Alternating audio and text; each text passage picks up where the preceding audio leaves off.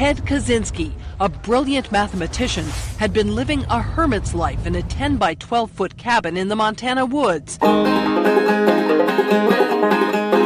Ted talks in my ear. Anti-technology manifesto. Uncle Ted talks without fear. A hooded sweatshirt, sunglasses. Critiquing the direction this whole society is headed. Uncle Ted talks these ideas worth spreading. We're touching grass and greener pastures, leaving behind the technology disaster. Uncle Ted talks in my ear.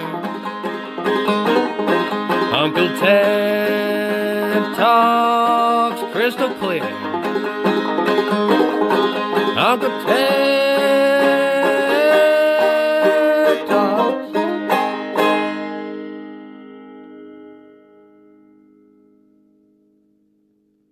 When it was published in 1995, a man stepped forward to identify his brother as the Unabomber. Whoo, that's some fire! Brought to you all by the man Freddie Badger, and all the fanciness put into it by obviously our very own wizard Ted Allen. That's good shit. Can you play that? And also, Uncle Ted Talks is proudly supported by. Can you put that telegram that I just put in there and play that for Paraplegic? Oh, we're proudly sponsored by, supported by Paraplegic Coffee, and everybody go check out Paraplegic. It's in the telegram. Oh, okay. Yes. Telegram is filling up.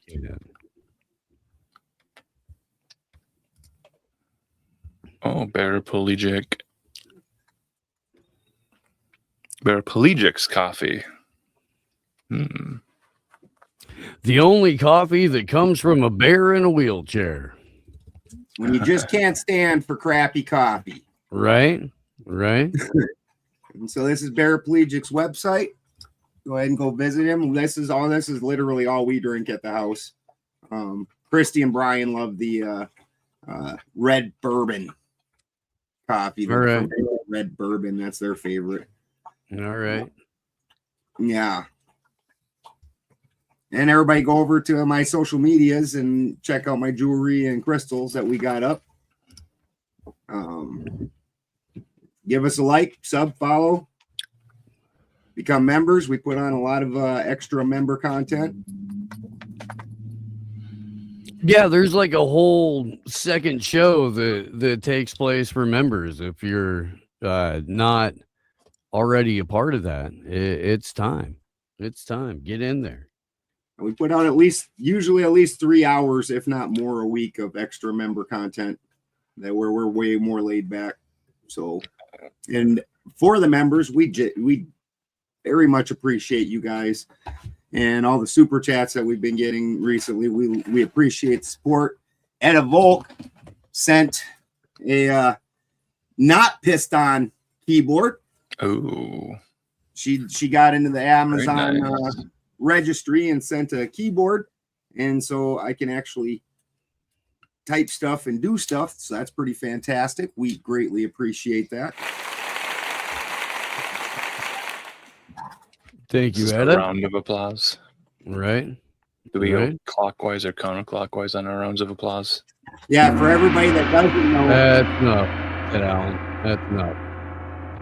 For everybody that doesn't know, I've literally been like going and sending my wife a message from my phone and then having to dig into my computer and open up whatever messenger app, and then hit edit on it, and then copy and paste each single sentence that I want to add into something. And I can't hit backspace or nothing. It's been just a nightmare. Did we lose contact with our scheduled guest this week due to some weather issue? We had Mark Steeves from My Family Thinks I'm Crazy. coming in this week. I've been on Mark's show quite a few times. I know Steve has interacted with Mark a number of times. I've been on Mark's show a half a dozen times. He's been on my show almost the same. Yeah. Yeah. So we're pretty good friend of the each of us. I know that Ted Allen had worked with Mark and had him on the show before I was on with spiders and whatnot. So we're all old friends. But the storm this week, we almost didn't have Ted Allen. His heat pump got fixed this afternoon. We should get an applause for that. Oh, a non-frozen popsicle Ted Allen. I have a personal heater here that I might be able to auction off. I gently used it a couple nights to keep warm. It's a personalized heater. I'll sign it if you want. It has this really cool feature where if you shake it like a baby, it stops crying. Yeah, here's a little rattle in there. So it has this motion sensor that if it's moving, it doesn't burn your house down, which is maybe a feature for some and not a feature for others. But don't throw it in a bathtub or anything. Well, especially if you're in the bathtub, that's when it gets. But you will warm up quickly that way. I'm not trying to advise it though. Yeah, I don't know if you could toast bread or cook a pizza with it, but I'm sure you get creative. So maybe I'll have to open it up and hack it. But it's easy heat. How we get our heat sometimes. So the heat pump situation is that just an induction heater? It's like a hair dryer without a handle on it. Like just an induction heater. Yeah, there's a coil in the back if you can kind of see it there. But yeah, they have the safety feature. So if you knock it over, you move it, it shuts itself off. Yeah. Ted Allen, would you like to set up the clip that you have here? Yeah, I don't know. Yeah, I don't know if this is a coffee drinking bear. I think this bear just eats anything. But anyways, we Mr. Mark Steeves has been snowed in for a few days and not able to get to his home because he was elsewhere when the storm hit and has not gotten home yet. So he will be in next week. Sure. So I know a lot of people are hibernating. This bear is really prepared to hibernate for a few years. Is this the fattest bear you've ever seen? No. It's not. You've seen fatter bears than this? Hank the Tank. Hank the Tank. It looks like this bear's got a bib on. Yeah, it does. That's kind a very interesting marking. Don't want to. He's got a fupa. Yeah, he's like airing out his fupa right now. Yeah, is this I don't know. Is it a boy bear? Yeah, that's a boy. Well, he's got a penis, Marcus. Well, I wasn't looking. Well, how do you not notice it? I wasn't looking. I just look up Hank the Tank. Hank the Tank. Yeah, this bear is hilarious. He lives down in Lake Tahoe and he breaks into people's houses and eats their pastries. Because people leave pastries on their kitchen counters and he breaks in and eats the pastries and leaves. Just thinking. They thought they were gonna put him down because he kept breaking into so many houses. And then they figured out that not all of the house break-ins were him. There's actually a roving gang of bears that are just stealing people's pastries. The pastry thieves. Yeah. Yeah, that bear is obese for sure. So we're just thinking of ways to keep warm during this harsh winter. The West Coast storm, I think, was caused by the Leviathan. Did you see the Leviathan images? I did not see the Leviathan. This giant cold-blooded snake is not breathing fire, but is breathing really cold air. I don't know if that's from the Marianas Trench. And then somehow over in Ireland, Chandra's wreaking some havoc with ice rain. So there's a lot of strange weather technology at play here. I mean, there certainly is. There's also all of the videos going around of people analyzing the snow and finding things in the snow that are rather, I don't know, unsnow-like. Are they fibrous? Well, we'll we'll go to the tape.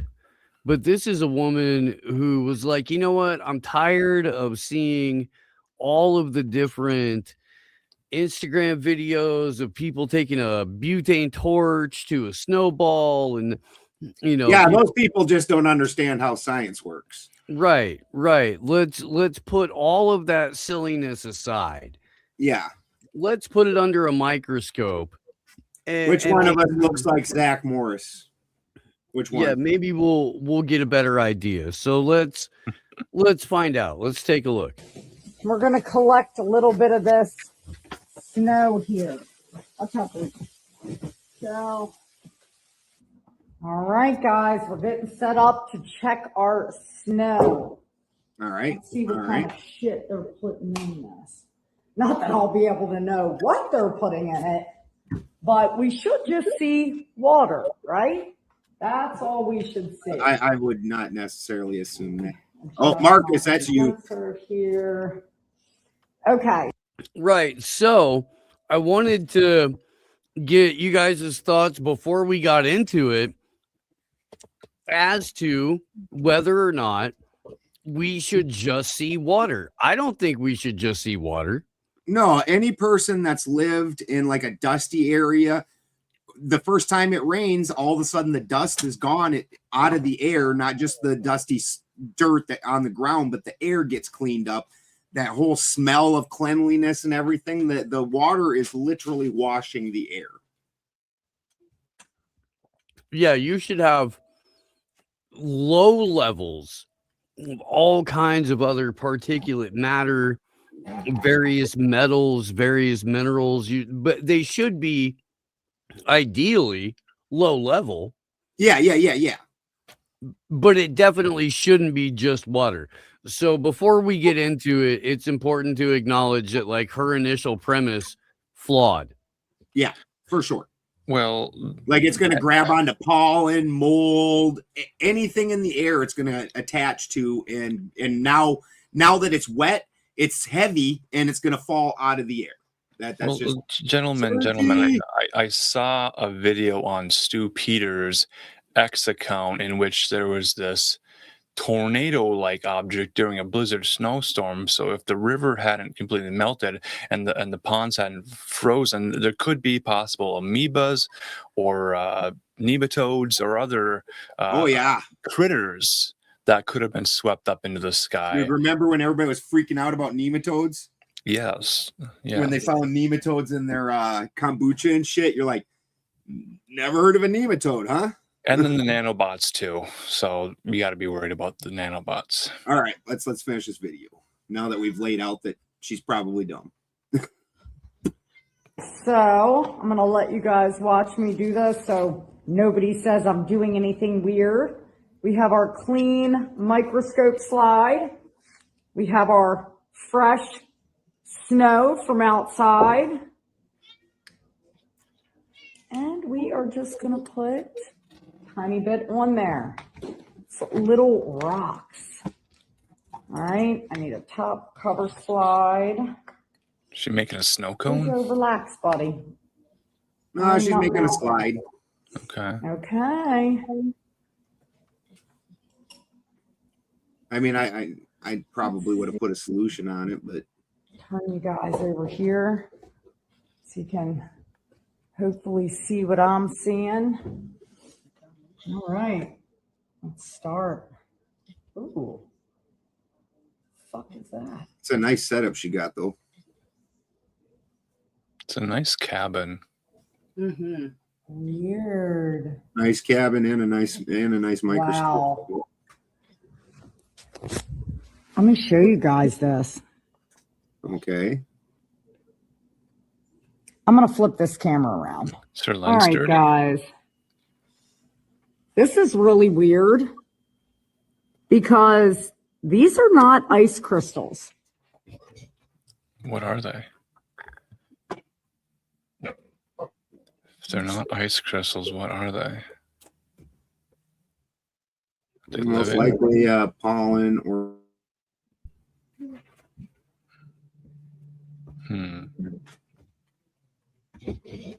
Is Ted muted? also possibly seeds. Like we've all been around when cottonwoods start releasing their seeds and shit like that just floats through the air. Yeah. So multiple things could be at play here. One could be that she's not at the magnification to see ice crystals. Yeah.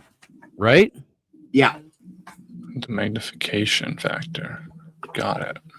I don't know. I mean, Because these are not ice crystals. You can clearly see that that is water on my slide. It's melted. Okay. These look like effing parasites or some type of plastic. And we are seeing these strange X shapes, okay, which look very similar to me, like a chromosome marker. See how shiny Chromosome these marker? are? This is how heavy metals show up in the blood. Okay. All right, let's pause for just a second. Can you Yeah. back it up just a second and look back at that picture? Now, let's be realistic, guys. How many of these are actually an X shape? Up in the upper right-hand corner, we do have a kind of an X, maybe an H or something. Are they runes? Up above it, it looks more like, it looks like a Yara rune. Okay. We have there a a message there? we have a 5-pointed star below that. Below that, we have a Y.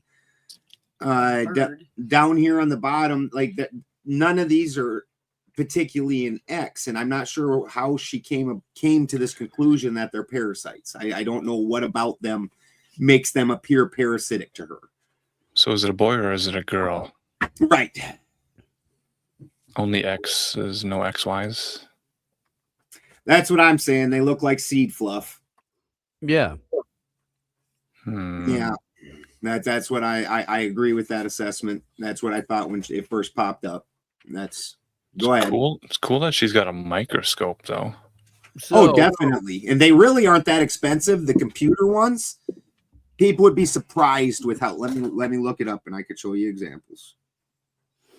So here's my question then. If you're doing content that you know is meant to deceive, do you think that she's doing that voluntarily for the clicks, for the let me see how many dummies I can get to go along with this, or do you think that she's being incentivized and funded to do so? I think it's a mixed grab bag. I think some of these people just don't have any other science behind them. Because one of my questions for the crowd that remember when it was Morgellons, they always used to say you caught in the rain. Mm-hmm. And well, the thing about that is if you ever look up the archaics of water, or the archaeus of water, my bad. Other dipshits on my brain from earlier with Marty. They would ferment water, and in that water, it was these life forms would start growing, and this is something that happened hundreds of years before planes, before chemtrail, before any of that kind of thing. So my question's always been, how are you determining that this isn't those natural life forms that have always appeared in water? Because we live in this nicely living system that includes bacteria and fungi and things like that. How are you differentiating and saying, oh, this one's a nanobot? How do you know? Did you cut it open and find the circuitry in it or something? I don't. But if you look, this is only $200. This is approximately the same microscope she has. If you look, $200, 5,000. It goes up to 5,000, in between 40 and 5,000. Mr. Ted Bennington, there are parasites on your phone. No, that is Mr. Ted Bennington ran his phone over with his truck while working on the rear end of his truck because the parasites got in. Yes.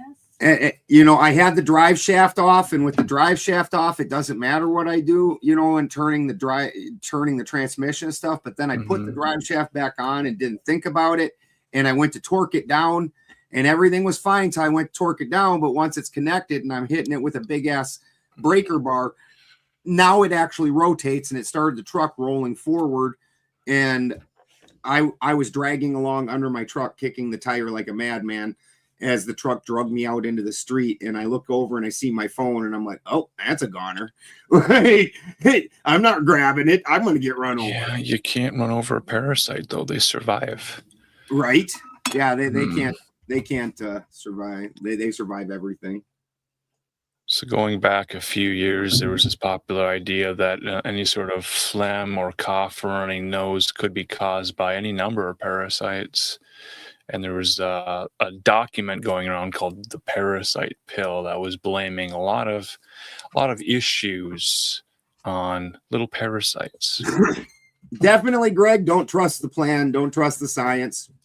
If you guys are really interested in this kind of thing, the person I would recommend, and you know what, Ted's, you there, Steve? Yes, sir. Should I get Matt Powers to come on? Oh yeah. Matt Powers is a soil biologist, and he teaches a full class on how to identify and read things in a microscope that are in your soil, so you can check out your different beneficial and harmful nematodes, your fungi, your bacteria levels, and check your soil health. And that's what he's teaching the class on. And that'll teach you how to understand what these kind of things are. And he does what he calls citizen science. He's not down with the system and down with the main thing. He's trying to teach normal people how to do these things themselves. And this carries over into, like, I have alpaca, cows and whatnot. You do fecal samples on them. You start learning about the internal biology of humans. It really transfers right over from plants to animals to humans and animal.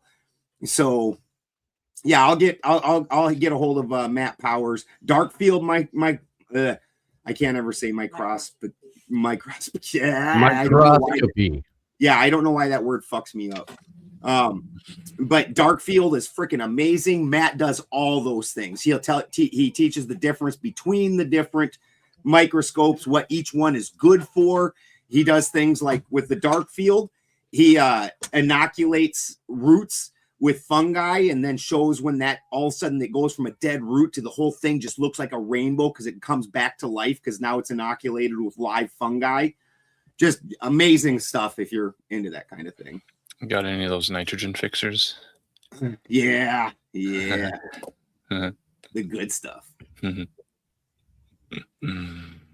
But sorry to nerd out, guys. Well, I'm not really fucking sorry. You know what? That Uncle Ted talks about being self-sufficient and living away from the system, and this is important shit if you're going to do that. So I'm not sorry. But we'll stop. So I mean, half the country was subjected to very severe weather that, regardless of gotcha videos or whatever, does have some hallmarks of being assisted. And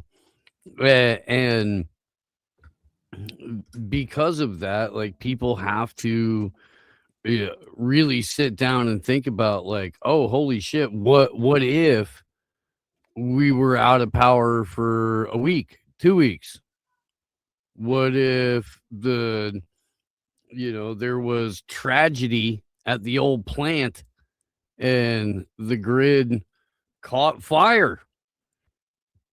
There was an explosion. It damaged it significantly to the point to where people are going to have to wait until the roads clear or can be cleared before they can even start to get people in to clean it up, let alone rebuild.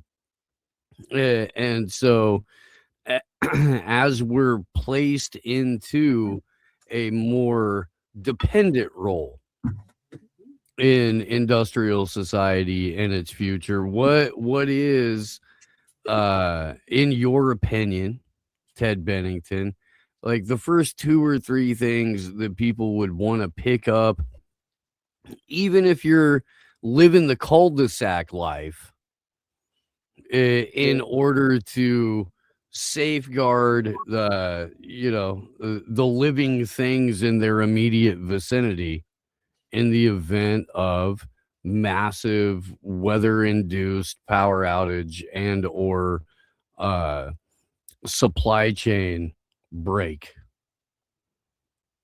Yes.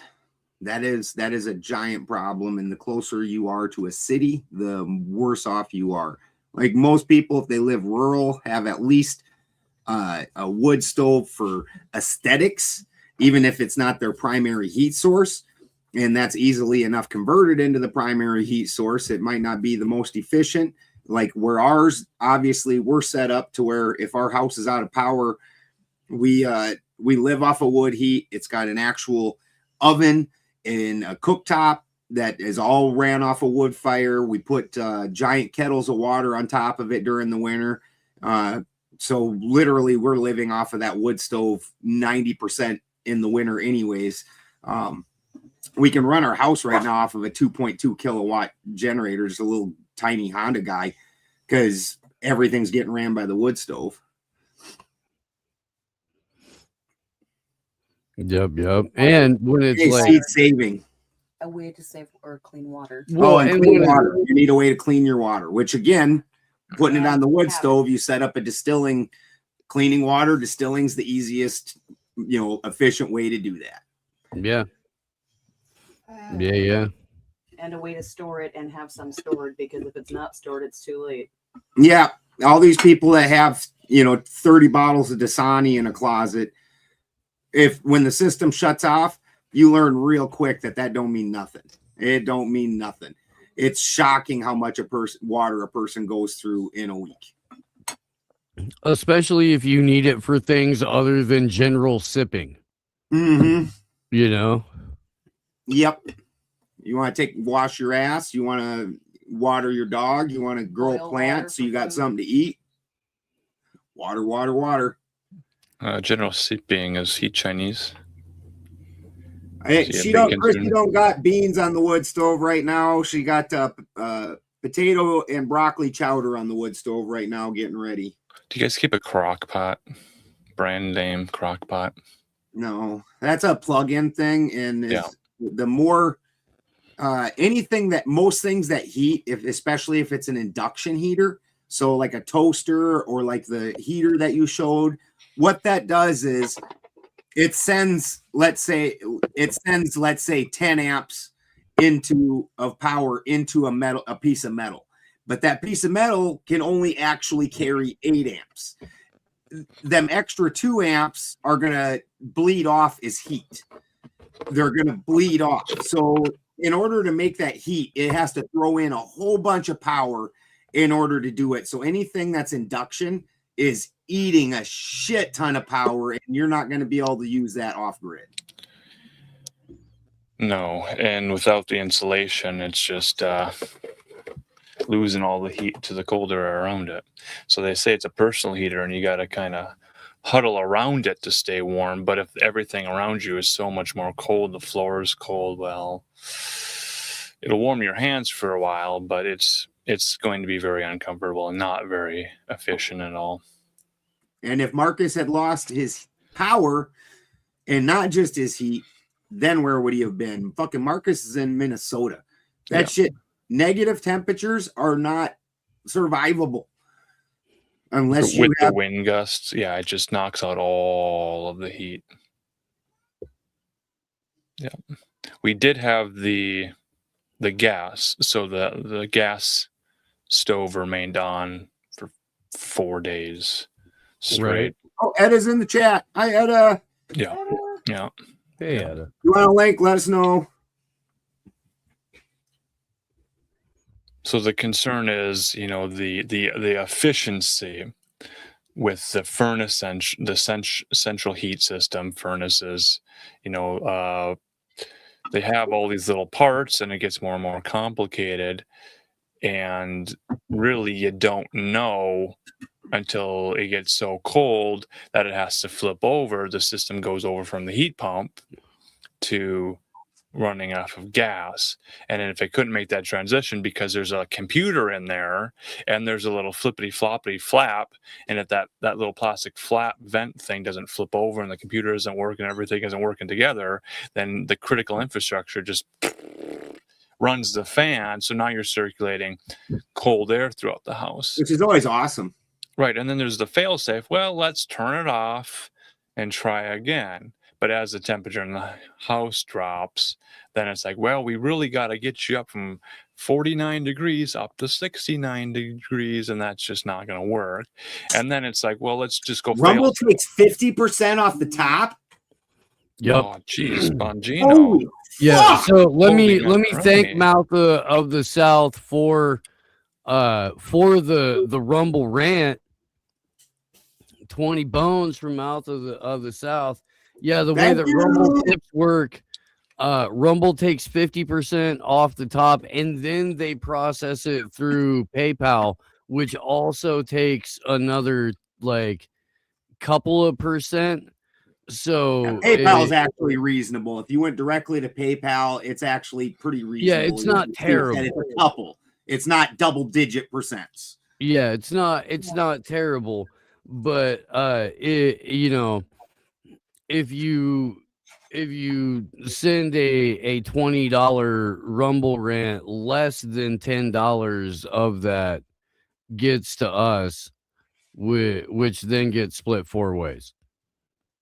Which we're working on that, guys. Don't that's not a complaint at all. Yeah, so we're trying to do better. We're trying to do better. We got a new opening. We're gonna have this. We're trying to make this real good and professional, real nice.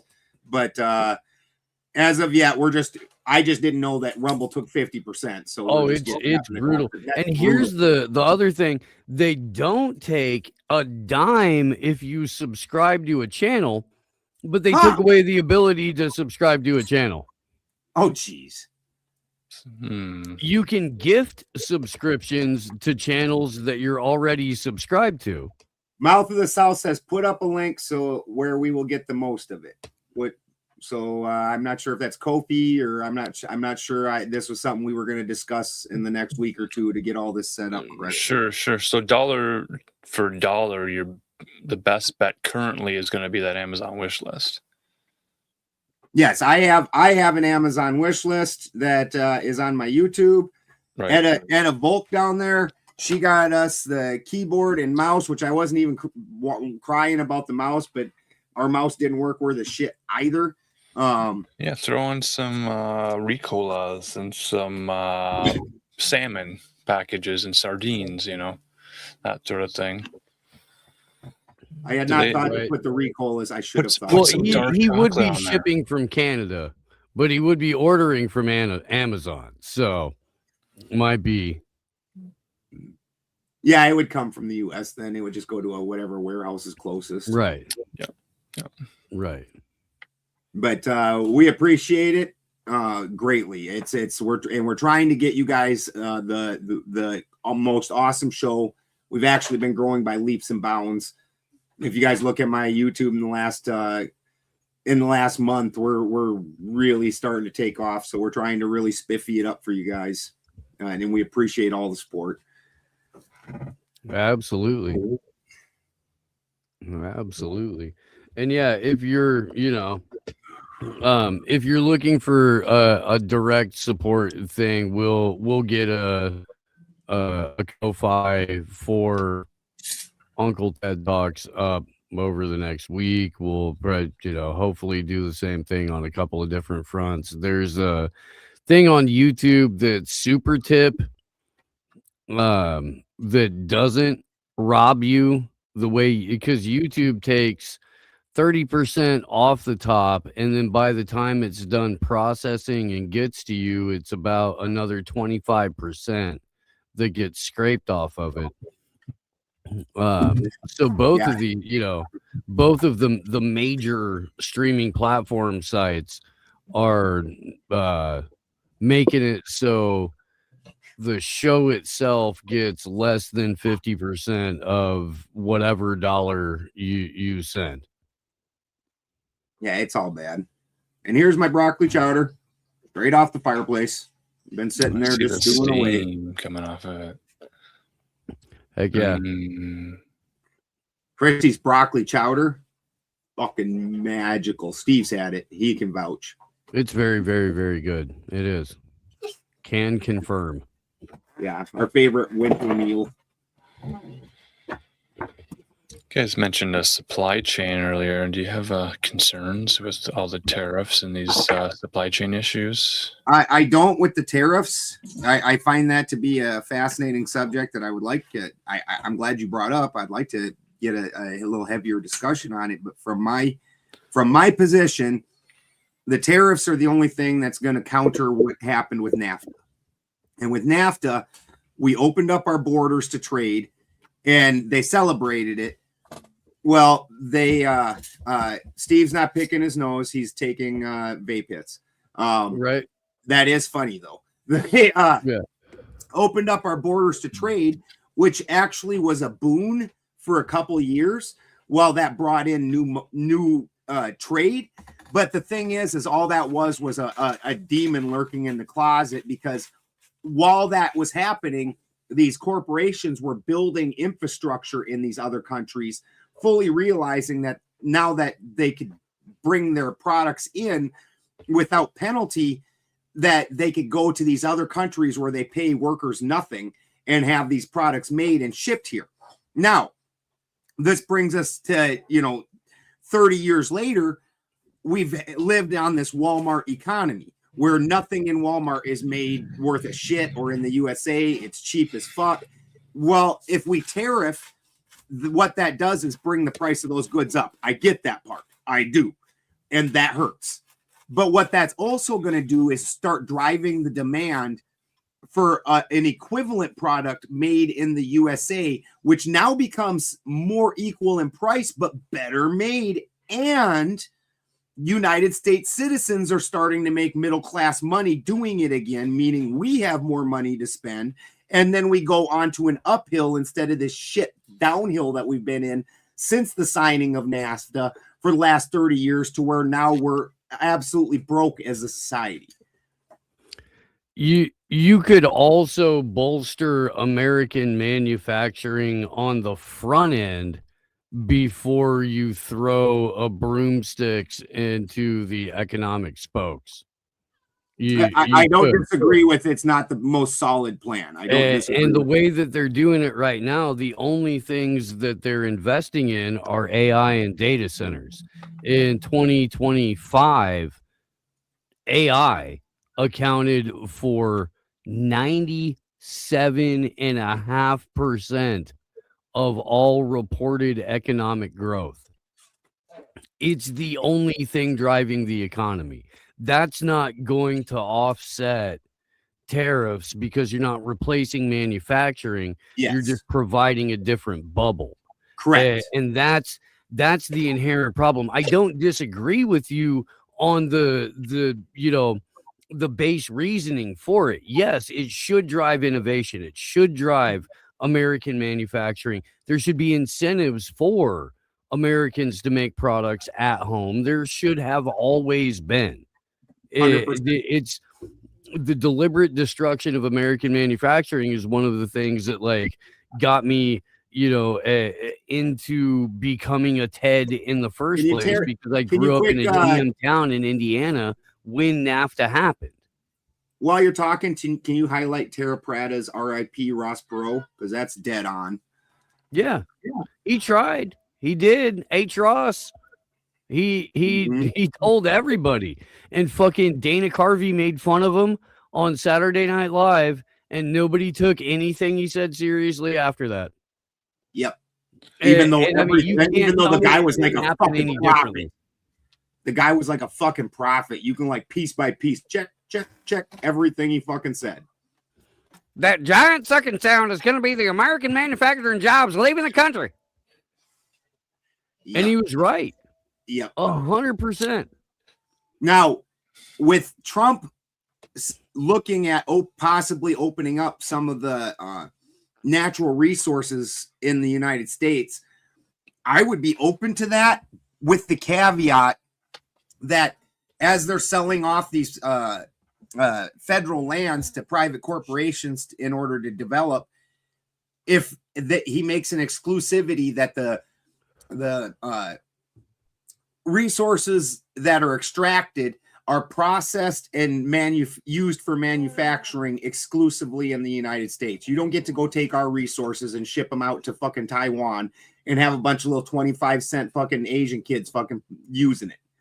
Greg, here's my advice on passing your CDL exam next time. Get a little bit of bronzer. You're already half Mexican. Just get a little bit darker.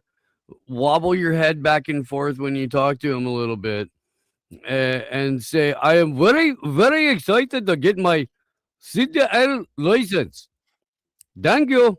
So the scent of cumin in a curry might also be very aromatic to the cab. Take a bath in cow shit and curry and show up and tell them that you're ready to be handed your CDL. Sir, please give me the CDL license, sir. I will drive very, very, very good, sir. Tell them you're sending all your money back home to your country. I am sending all the money to my wife. She buys everything, sir. Everything. Coach purses, sir. Not even knockoffs. It is definitely so racist. Is it? I mean, have we hit? I don't know if we've hit peak. Only partially racist. Yeah, I don't know that we've hit peak. Like, I think we're sitting at a pretty good level. Yeah. Yeah, Greg, have you ever thought about just like snatching up the person monitoring your exam by the throat and give me the truck, bloody? Have you tried that? Because that might work. I drive truck now, bloody. I'll go, bloody. I am captain now. You'd recommend that over shining the shoes or massaging the fit? There. I know that. I know it is, but it still works. It transfers over.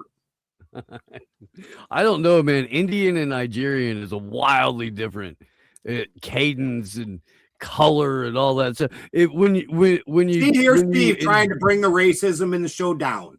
Now look what you've done. I'm trying to elevate the racism by describing how flavorful it is. There's a unique profile to all accents and cadences, and it's a joy to dive into, and it has nothing to do with hate whatsoever. Nothing at all. There are accents that are inarguably funny. You know, the Boston accent is hilarious.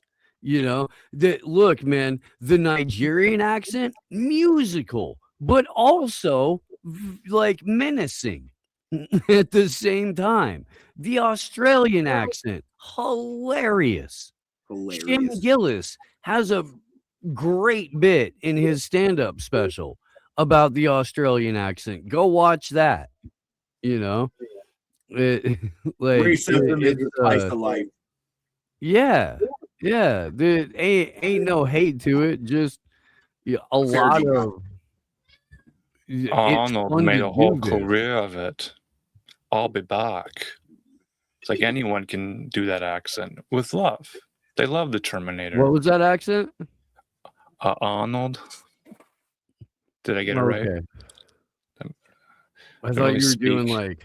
See, the only people that won't say racist things are the ones that are actually racist but scared to hide it. The ones who do say them are the non-racist and the rabidly racist. Like, it's the whole in-between spectrum that doesn't use these terms. Yeah. No. Look, man. If you want to truly understand and plumb the depths of human racism, go visit a Korean market. You will walk away with a totally different appreciation for how dialed back the whites are. Like, it's unique. It is. The Asians in general, I've found, dude, are Asians like, and Native Americans, the two most racist groups in the planet. right?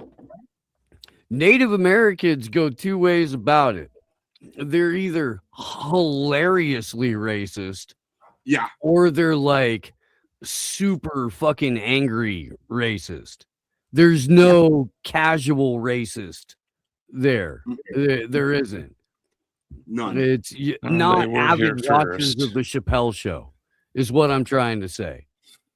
Like Yeah, that they was were too they were here middle of the first. road. They have a funny claim to the racist. land. Well, it's How do not you guys even feel white about people that land they hate the worst.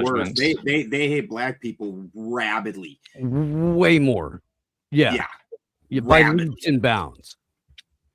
I mean, they don't like white people. We're pink people, according to them. They Yeah. call us pink all the time, but they rabidly hate black people. Yeah. Yeah. It's not even close. It really isn't. Also, natives not huge fans of Asians. Yeah. Is it over the cheese?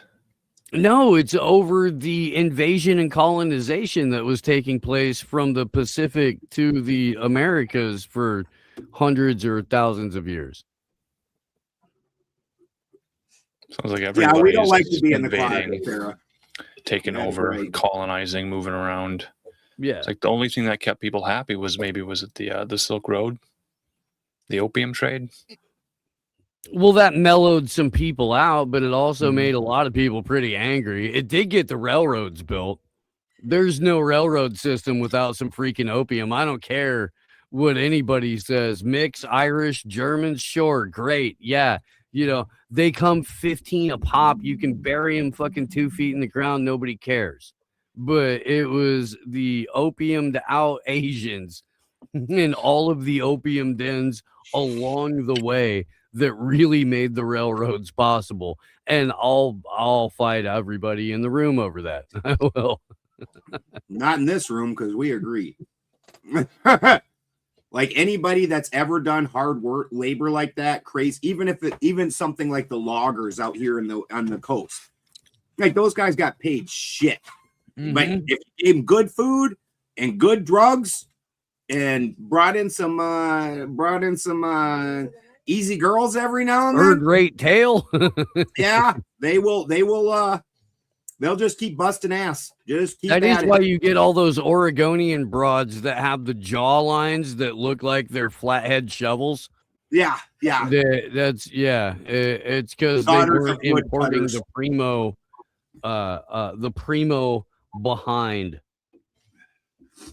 Yeah, out daughters of on the woodcutters. frontier. The rumpus bottom. Right. The really good looking whores got to stay in Denver at a certain point.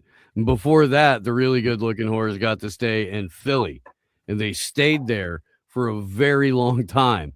They didn't make their way out west, which is why from like Colorado on, you have a whole bunch of frontier broads who have chins that you could ski jump off of or dig all the way to your family fortune gold mine. Oh man, I can't believe there's not another mining rush right now. There is. Right to It's metal? just not here. It's in Greenland. It's Right. in South No America. fucking way. Zero chance that that's what's happening in Greenland. That fucking all the resources. I don't get me wrong. I understand Greenland is one giant untapped resource. That's because we can't tap into it. Give it 5 years. Give it 5 years of putting massive data centers there, and it'll melt that shit down like fucking nothing, and they'll be able to start digging. And that's part of it. They don't need to suck up every ounce of United States water if the data centers and server farms are located in Greenland, and they're self-cooling for quite a while until you have to start sucking up the water supply from all the ice that you melted. Well, this is all due to the Minecraft phenomenon, and especially the Minecraft movie, where young kids are looking at everything and thinking, what can I do? I can break that down to its essential qualities and rebuild it up. I can Minecraft it, and the chicken jock can come out, and I can fight over resources, and I can get the blood diamonds, and I can get all these golds and precious silvers. And have you seen the price of? They have blood gold? diamonds in Minecraft. Yeah, on the PvP servers, player versus player, it's brutal out there. Timony, I defy you to prove me wrong on that. I defy you. No. California's a little bit different because of Hollywood for 100 years. So a lot of pretty people come out to California and they breed with each other. Well, also California's men are so pussified. They also have sloping jaws. It's like they do have daintily pointed chins. Yeah. Yeah, lip to neck. I don't know, man.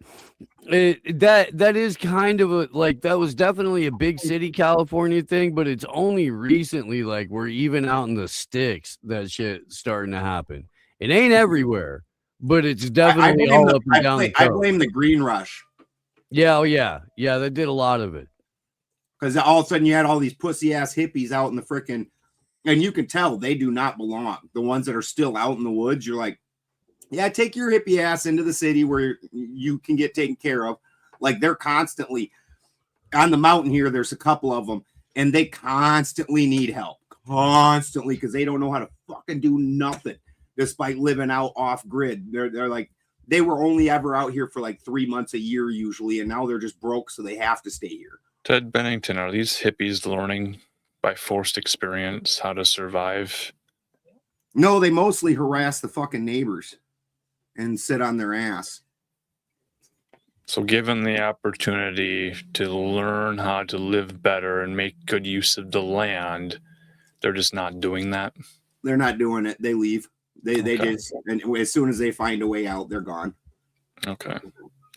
We've had a number of them leave the mountain in the last 2 years, where the ones that hung on, mostly, like I said, because they were too broke to get off the mountain. And eventually they just get off. Eventually they do leave because this wasn't the life for them. They just wanted to come out here and grow pot and get rich for growing some pot. So they're collecting that bag of cash, and now that bag of cash is buying less and less, and they don't know how to spend the money to get the resources they need to then live more comfortably. There ain't no bag of cash. 10 years ago, if you had 100 pounds of pot, that was worth $500,000. Now, if you have 100 pounds of pot, that's worth about $20,000. You can't even state the difference between $500,000 and $20,000 for the exact same amount of expense and work put into it. And so it was before to where, that's why these woods are filled with equipment and garbage, because these guys would spend gabs of money on shit. And then because they don't know how to do anything, they just dump it out in the woods when it would break down or do whatever. Like one of our generators down here. Literally, Brian bought a property. We went over there. There was some generators laying around this building. I looked at this Honda, and it was a nice Honda 7000. I took it up, cleaned the carburetor out, cleaned everything out, just like a basic service on it, fired it right up. And they couldn't even do that. They couldn't even do just the basic service on it. They just went and bought a new generator as soon as it quit working, because they were making $500,000 off 100 pounds. 20,000. Well, you've got to put, a bunch of money into it in the first place. All your fertilizers, all your, if you're using fungicides and herbicides and pest control, all that kind of shit. And then when it comes time for trimming and your bags and all, just, it's a lot of expense. And to only make 20 grand at the end, they most of them quit. Most of them just quit. So during this green rush time, trust fund hippies, that's a good one. Have they planted any food forests? Did they put any tomato plants in the ground? Any pumpkins? Any squash? No, nothing. No. And in fact, farming? They will tell you they don't know how. I'm not even kidding. Across the board, these people are like, "Yeah, I don't. I'm not good at gardens. I don't know how to grow food." Cheney, sure. If you want to join us, Cheney, absolutely feel free. They don't want. They don't grow gardens. They don't grow food. If they do, it's maybe like 1 or 2 plants. They're not interested in being self-sufficient or homesteaders. They were interested in growing a $500,000 grow. Very short-sighted.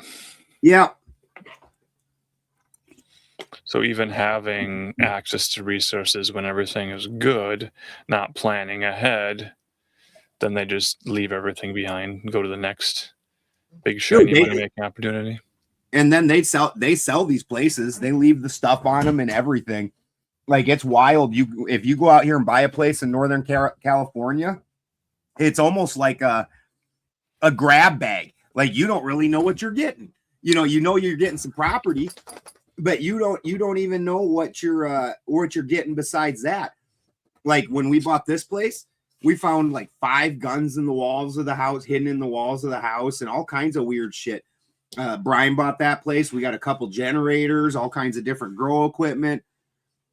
And I mean, some of these generators were fucking $150,000 generators when they were new. Like, these big ass, like, just down the hill from us, sitting off to the side of the road, there's a 125 kilowatt, which, if you don't know anything about that kind of thing, that is a crazy giant generator. That's like something you see in an industrial area that's going to run like a little industrial park if something goes wrong. And it's got a giant John Deere motor in it. This thing probably cost $200,000 fucking dollars brand new, and it's just sitting down there, just sitting there. Nobody cares anymore. They can't. Not worth it to run it, not worth it to use it, so it just sat there. And well, that's what I see with all these car lots. If we can get over to the financialization of having to purchase vehicles, transportation, this type of thing, where we have this barrier to even getting a vehicle because of financing. So we produce all of the vehicles that anybody who needs a vehicle to travel could want. They could have the new vehicles in use in the fleet and in the community and use the new vehicles, but the access to the vehicles is denied to the people. Right. And that's the problem of, financialization again. Well, honestly, who wants to buy a new vehicle? Fucking, like, literally, you're any kind, even a pickup, a basic pickup, you're looking at $100,000 fucking dollars now. That's more than my fucking farms. Sure. Well, what's the insurance cost to legally own and operate a motor vehicle? I'm old and a veteran, so not that much. For you, because you've got that start, but imagine you're an 18-year-old kid who wants to get to his first construction. Dude, I can't even. That's why I qualified it with I'm old and a veteran. I can't imagine what 18-year-olds are paying. Right. That's why, again, and we've talked about this a little bit before, but the electronic bicycle or any sort of simple machine that you can pedal to get from point A to point B a little more efficiently, the bicycles are very, very valuable. They want you licensed and registered for those in California now, and there's various different classes of e-bike that if you're under 16, you can't even be on one. They overregulated that shit with a quickness, but insurance for a teenager right now is anywhere from $380 to $680 a month. Where does that come from? The parents, the grandparents? Yeah. Believe me, if that generator was on my property, that John Deere engine would have came out of it. Right. 100%. That engine is probably a $50,000 engine. I could probably hawk it for 10. Like, that's a big John Deere engine. Yeah. Yeah. But it's not on my property. I don't even know whose property it's on, to be honest with you. Well, we'll have to look at a squatter's rights. If you could just get a big fat bear and adopt it into your family and then have the bear sit on the property, recognize the rights of the bear as close to human, and then maybe the bear has its own corporation, so the bear could identify as a corporation sometimes and as a human sometimes, whatever it takes to get the paperwork filed. Can you hit Kelly Boyle's comment? Sure. Black boxes and new cars. Yep. Mm-hmm. And so this is the thing coming up is black boxes and new cars. They are going to control it. They're going to watch everything about you, everything you do. And any new car, as if we didn't already know this with OnStar and shit like that, that they're watching everything you do. It has just gotten infinitely worse. If you are not basic maintenance on a vehicle, and you can buy all kinds of old vehicles, and all you need to know is pretty basic stuff. Like my truck, the whole reason we have my truck is that's literally called the 1,000,000-mile motor. If you can do basic maintenance on that motor, it will keep running for 1,000,000 fucking miles. It only cost me fucking $8,000 when I bought the fucking thing. Not $100,000. Yeah, I had to put a tranny and a rear end in it. But everything else, once I did that, the truck just runs like a dream. And I do more work with my vehicles than most people could possibly imagine. They have been trying to and slowly implementing black boxes in all vehicles for 7.3. Yep. Yeah. Go ahead. Implementing them in all vehicles. My bad. No, I get it. You have chat. Fucking what is it? What's the fucking term? Do you have the no impulse control? Yeah. Yeah. I get it. Now I don't even remember what I was talking about. Good. It was totally related to what that we makes were me talking about. that makes me happy. Yeah. I'm glad that fucked you. Yeah. We're gonna have to like hide the chat from Ben somehow. Well, once we got on a roll with it, normally I actually ignore it, but once we get on a roll with it, then I'll read it. But yeah, my truck's a 7.3 Power Stroke. I think TED is an acronym, and I won't tell you what it actually stands for. That's a TED secret, only kept within the TED bloodline, going back how far I can't even reveal that. We do have secrets in the TED Talk community. Some of those secrets are related to engines and keeping small engines repaired and functioning and greased up, and we know the best lubes for the jobs that need to be done. One of the few things that I'm really very new age about, fucking, I definitely like the synthetic lubes. You can't really beat that synthetic oil. That stuff's great. Yeah, it really is.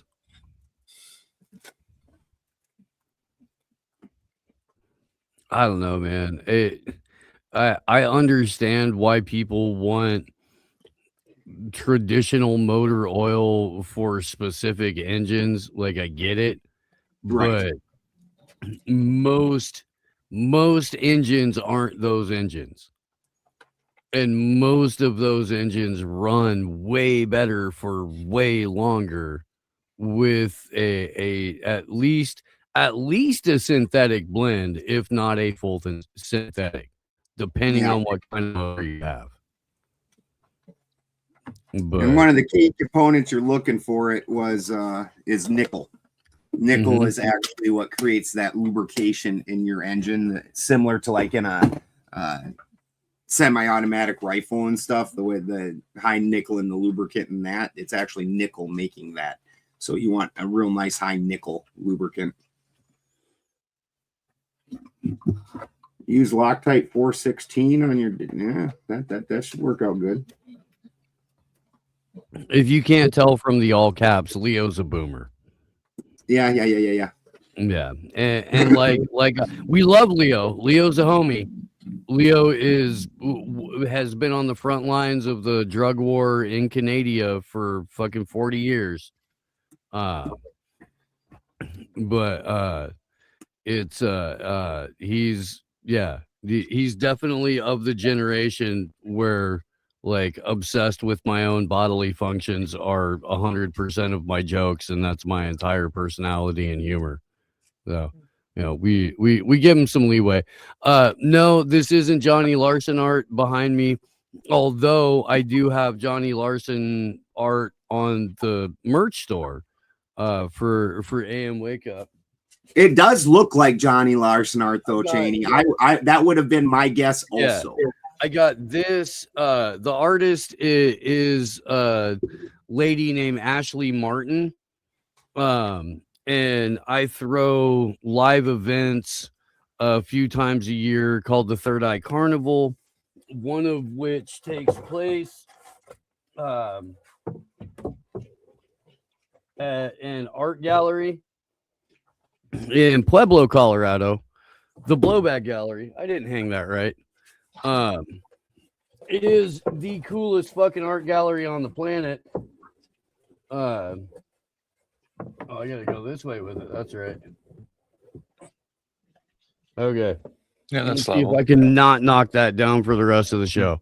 But yeah, Ashley Martin is the artist. She's got a bunch of really cool along that line sort of stuff. And when we do Third Eye at the Blowback Gallery, it's during the month of July, which is the Truth Art event.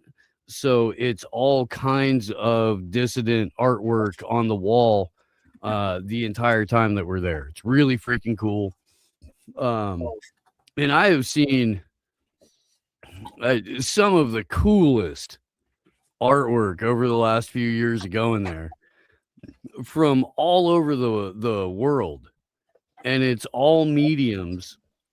So yeah, if you ever find yourself in Pueblo, Colorado in mid to late July, come hang out. Good time. Yeah, now that I'm looking at it, it's live not quite music and as, live podcasts, and all of the music is from freaking dissident artists from all over. Good times. now that I'm looking at it, it doesn't have quite the smoothness or flow or something that Johnny's. I don't know how to describe it. I'm not an art person. Johnny's got He is. like it's a form of like neo surrealism. Yeah. And this is more almost like graphic novel. Right. I could see that. Yeah. Yeah. I could see where the style's slightly different. Like the source material is kind of the same, but the stylistically it's not the same. Not when I'm looking at it. They're both dipping their pen into the same like the ethereal ink. It just comes out a little bit different in the presentation. Johnny's been to and has had art showcased at the True Show and Third Eye Carnival too. Actually, I got a picture with him with my Aura twin Johnny. That happened at my house. No, we went and got the very first meetup that we ever had of this community type nature type thing. We did it at my farm. We invited a Carillion photography person to come up there and do the Carillion photography, and Steve and Johnny, their auras basically looked the same. It's like curling with a K. They were like damn near identical. They were. I think he's born like right around the same time as me. There was some other shit that was overlappy. Remember how butthurt Lindsay was? That hers is all red. Yeah. Did her red aura make her even more angry about it? I mean, red, the color of passion and intensity, and yeah, she was butt the fucker. Made you laugh. Was she as red as the TED logo? Yeah. I remember the chastising looks my way for me not taking it seriously. It's well, you told me to put on a Nintendo glove and put my bare feet on a freaking drum pad. All right. Like, yeah, dude, I'm down. I'm doing it. I'm here. We're fucking, obviously I'm trying to see the end result of this.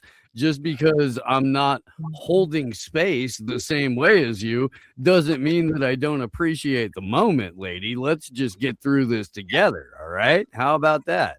Yeah, Steve and I are just not, and I highly doubt Marcus is. I've not spent as much person time, but don't expect Steve and I to like take any moment over to act overly seriously about it.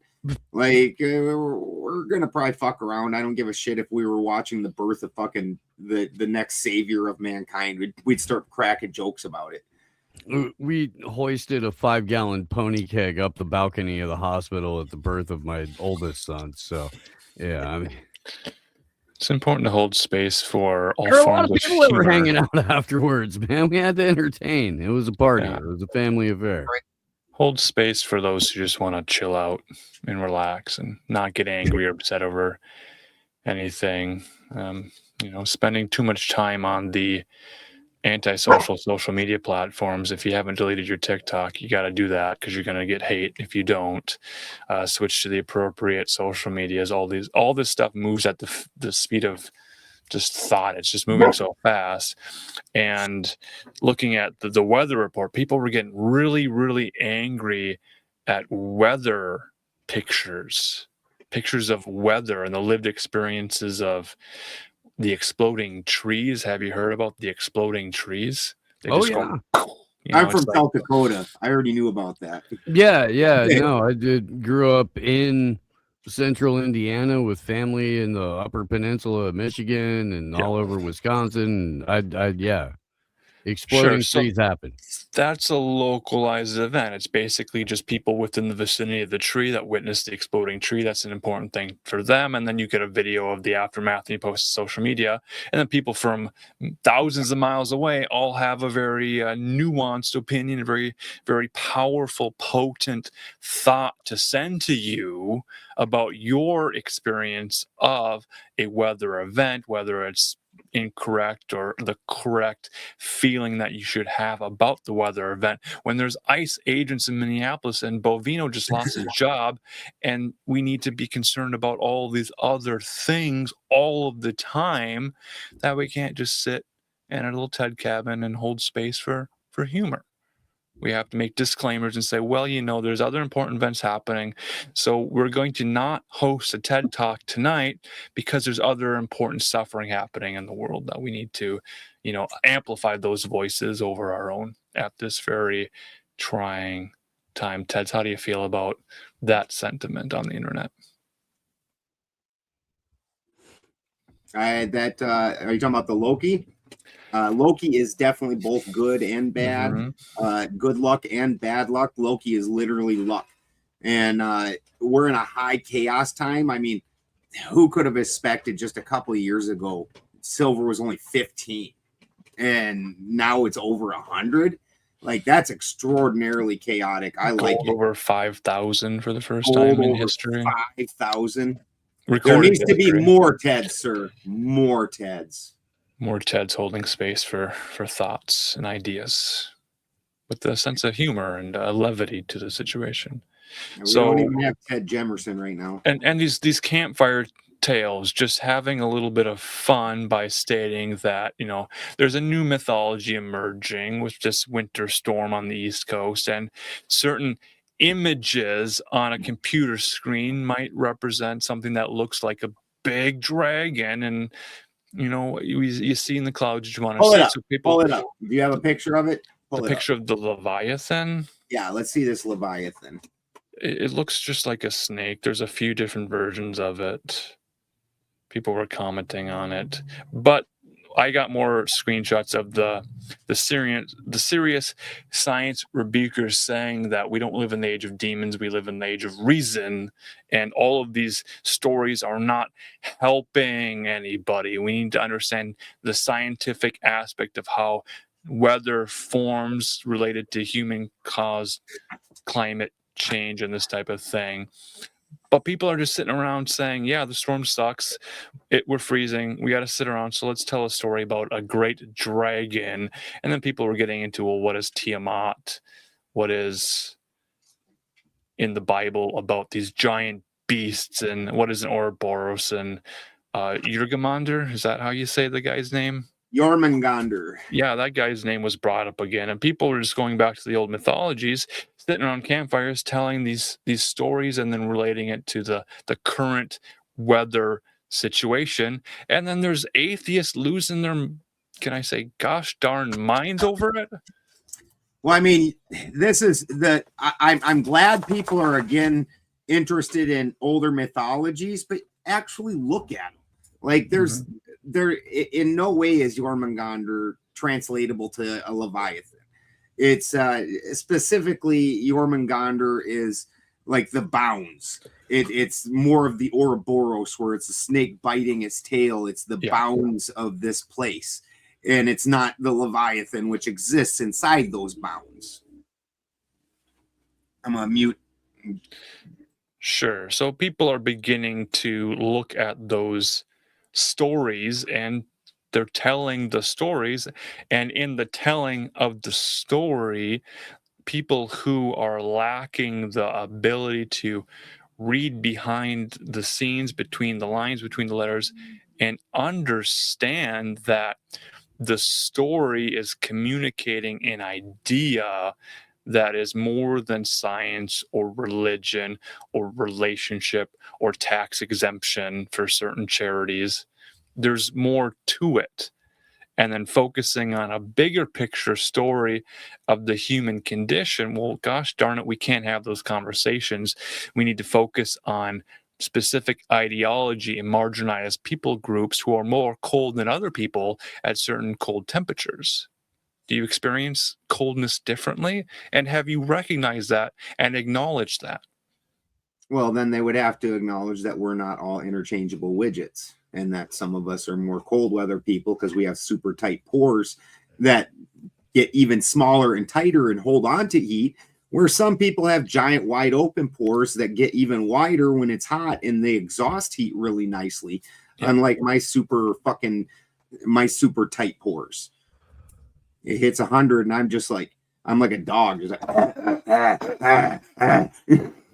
Right. Some of us with hot weather will sweat like an OnlyFans whore 5 minutes before that baptism, so that she can grift off of Christianity as opposed to Coochianity, which is what she had been doing prior to that. Yeah. Can coochies get tax exempt statuses if enough people worship it? No. In fact, the Church of the Whore. The Church of the Whore. Church of the Gooch, Church of the Cooch. Okay, does pussy get tax exempt status is the name of the episode tonight. It is definitely the name of the episode. So and for those of you, tax exempt status. For those of you that don't know what an exploding tree is, if you're from the frozen tundra, like the three of us are, while Steve and I don't live in it currently, we are from that area.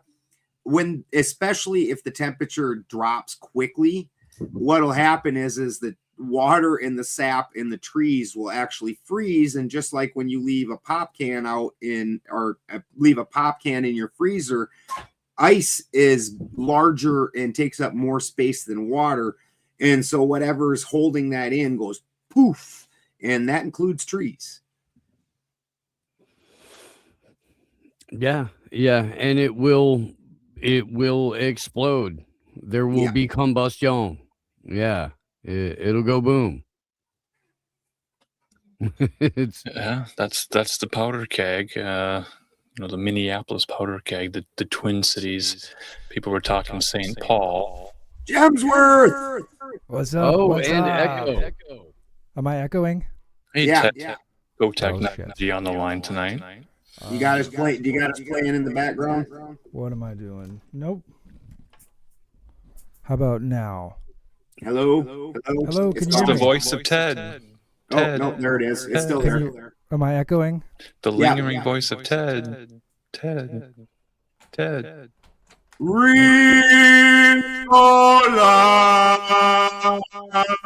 7 years of broadcasting.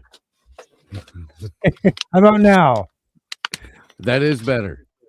That is. That's- Problem that is solved. fun. Thank you, Ted. Welcome, Ted. Good to see you. Awesome, Teds. You know what? I couldn't help but listen a little bit before I jumped on, and I wanted to say Appreciate that you listening. I know who's got the biggest pores. Out of all the people in all the world, there's a group that has the largest pores. Could you spell the word for me? Use it in a sentence. This is now spelling bee. There's a tremendously needy group of people that have the largest pores, and they are called the poor. I mean, it's just a giant hoax. Pores I don't are know, man. hoax. There seems to be disagreement. Money no, isn't no, real. it's serious. I saw a TikTok video about it. How can Look at pores it. exist if money isn't real? It's the damn pause. It's the idea. Yes. So what are you doing to get your green score up, Mr. Ted Gemsworthy? Are you installing furnaces with what is the there's a quality to the furnace, the efficiency, I think, more efficient furnaces? I have a high efficiency furnace, which means Okay. it gets like 90% of the energy out of the fuel that goes into it. So it's a gas furnace, and Mhm. the exhaust, you can just use PVC pipes because it comes out so cool. And that's the idea, but there's some problem in there. I almost went back over there to check and see because I've been fiddling with it and Yeah. thought I fixed it. But I had Yeah. some furnace issues too. She just wasn't turning on like she used to. I think she got a little bit frigid. What was your trick? I spit on my fingers. I've used that Slapped trick her before. titties a little bit, something like that. A little Did bit. you You can't try? ignore the girls. Yeah. Okay. Yeah. Did you Yes. try choking out your furnace a little bit, Ted Allen? There was concern of gas leakage, and it got a little bit stinky, a little bit intimate. Eggs, I don't know, were they expired? I never ask a furnace her age. You're supposed to I guess do like a coffee enema before Oh yeah. before that happens. I don't know. With the No dates paraplegic, at Taco Bell. Yeah, with paraplegic coffee. You don't want to use crappy coffee to put in your butt. Paraplegic true. always. still gotta get some video of that one bear you mentioned, Hank the Tank from Tahoe. Yeah. Is he out of hibernation? I don't know if he ever hibernates. He just breaks in and eats people's fucking pastries. Yeah. Okay. Like why hibernate when people have pastries all year long?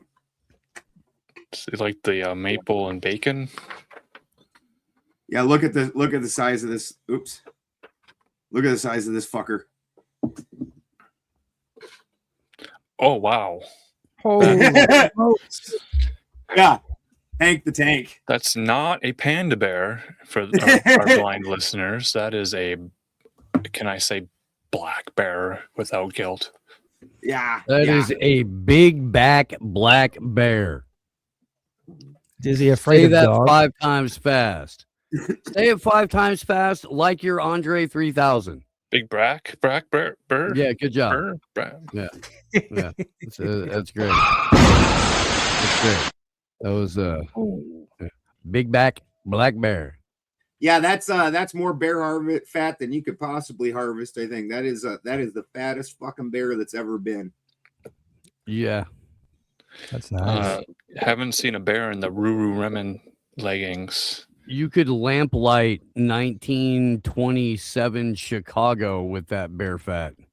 Yeah. Hey, Leland, we could bring back the Farmer's Almanac with that bear fat. Right? You know, we should bring back the farmer's ball sack almanac. You know, it's like, it's getting cold. Sack's tightening up. The ball sack almanac. It's going to snow. Well, I've noticed about 2.5 inches of shrinkage. Is I walked outside, I dipped my bare toesies. Is ball sack in the public domain, or is the writing still under lock and key, another trust of that. Who owns the ball sack writings? Gemsworthy. Jules did not understand the idea behind our show until you popped in, and apparently you are so Uncle Ted that that made it all understandable. Are you talking to me? Yes, Gemsworthy. So many Teds in the room. Well, thanks. See, I was actually thinking about this today, that you need to make the ball sack almanac, the farmer's ball sack almanac. That's the one. Put it in your farm shorts. That is the one. The outer cover is made with aged scrotum leather. It will look very similar to the Necronomicon. How do you age scrotum leather? Don't answer that question. Don't answer that. Save it. I don't it for the think we book. want aged scrotum leather anywhere. I think that's we're gonna put that on the big board of bad ideas. So I have a video. Yeah. That if you're gonna do it the Dave Chappelle way, where it's totally Botoxed. Smooth that out like a fucking Democrat's brain. Balls smooth as eggs. Oh fuck. Freshly peeled, hard-boiled eggs. Just slick. Right? See, they can't be like that, or else you'd spend too much time rubbing them. You'd be like, wow. As wrinkle-free as an unstitched baseball. I don't know. I'm just... Oh, I've got a video. Let me... Y'all, look at the battery pack on... Oops. Excuse me. Shit. Why do I feel like that was going to be for a sex toy robot? Oh, I just realized there's a Neurojack hanging out backstage. A what?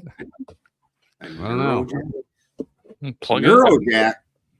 No Hail clue. Neurojack. Hello, how are This you? person's still here. Okay.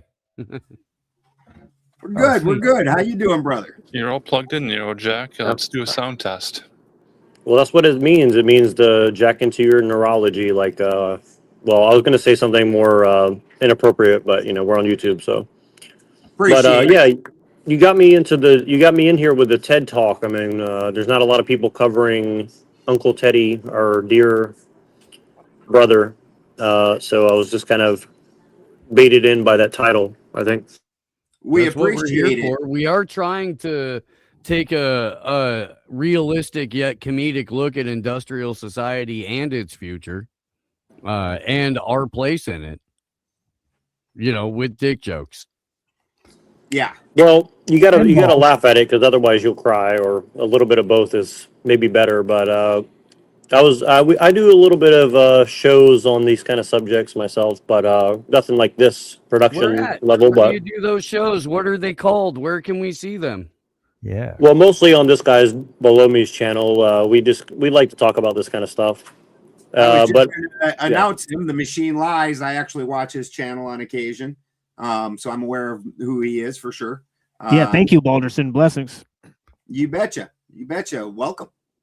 Well, and what got me interested in you, Balderson, is that you seem to actually know who Owen Benjamin is, which most people on YouTube seem to have forgotten. So I thought that was kind of interesting too. I was personal friends with him for quite some time. You bet. You bet. And I still enjoy the things that he's pushing. He seems to have dialed back. He went a little nutty for a while, so we haven't talked in a few years. He went a little nutty, but a little bit. Yeah. Well, he went a little Uncle Teddy, but I mean, who can blame a guy? I mean, come on. Yeah. No, I get it. It's gonna happen to all of us.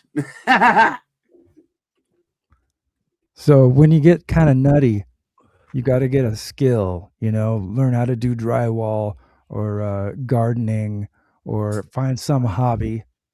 I mean, you can check out the Farmer's Ball Sack Almanac for hobby ideas. Like here's one right now. Y'all, look at the battery pack on this elk. 3D print your own cock No, I've ring. been doing the nutsack artwork thing for a really long time, and I just couldn't wait to tackle this project. What? Why? Didn't have something that fit it just right in the Yeti lineup, so I grabbed a quart-sized mason jar, fleshed it, hit it with some Instatan, then stretched it tight and trimmed up the top. I had some you gotta trim the top. and here's what the final product looked like. Standard sack, magnum sack. So, like, put your macadamias, your almonds, night. your hazelnuts. Never leave those things on the ground. That could be in your home. Who wouldn't be jealous of that? Never, ever stop doing cool stuff, y'all. Y'all, just because you can. White Bone Creations. Battery pack on this should. Good night. Dude, could you imagine if you walk over to somebody's house and they hand you a cup of coffee? Like, oh, this is nice. What is this? Help scrotum. Yes. Fuck. Been sitting there just rubbing on an elk scrotum. Sarah Tomato.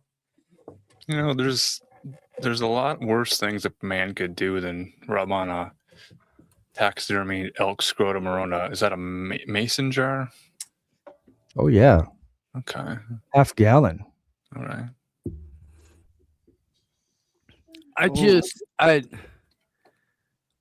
Okay, look, man, everybody needs a hobby. You know what I mean? And idle hands are the devil's work and all that stuff. I don't want to discourage people from like striking out on their own and embracing their creativity. But if you spend all day playing with elk balls, maybe rethink your habits and your hobbies. Maybe. I don't know. I don't want to be overly judgy or anything like that, but there's so many musical instruments you could learn how to play. I mean, the sentiment to use every part of the animal, use every part of the deer. If you kill what it, are we showing off here? Oh yeah, logical slavery. All right, excellent. Paper copy, a physical tome of knowledge. You just don't see many books anymore. You just don't see them. Apparently, the Machine Lies is not a fan of the barn wall. He likes real books. Well, they keep painting it red with the blood Make of a bagpipe out of an elk ball sack. Oh my god, that is fucking hilarious. That's one place to store your marble collection. Marble, not Marvel, guys. Marbles. Cat's eyes. I was still talking to Ted Gemsworthy over there about his furnace woes. Is this a blast furnace? It is high intensity. It's just a heater furnace. You getting in a pottery? Spinning some clay? What's that? Are you trying the pottery wheel? Oh, it's not that kind of furnace. It's a heater. Okay. It's just a heater. Okay. It warms the air. You're having a back pressure problem or lack thereof? Yeah, that's the problem.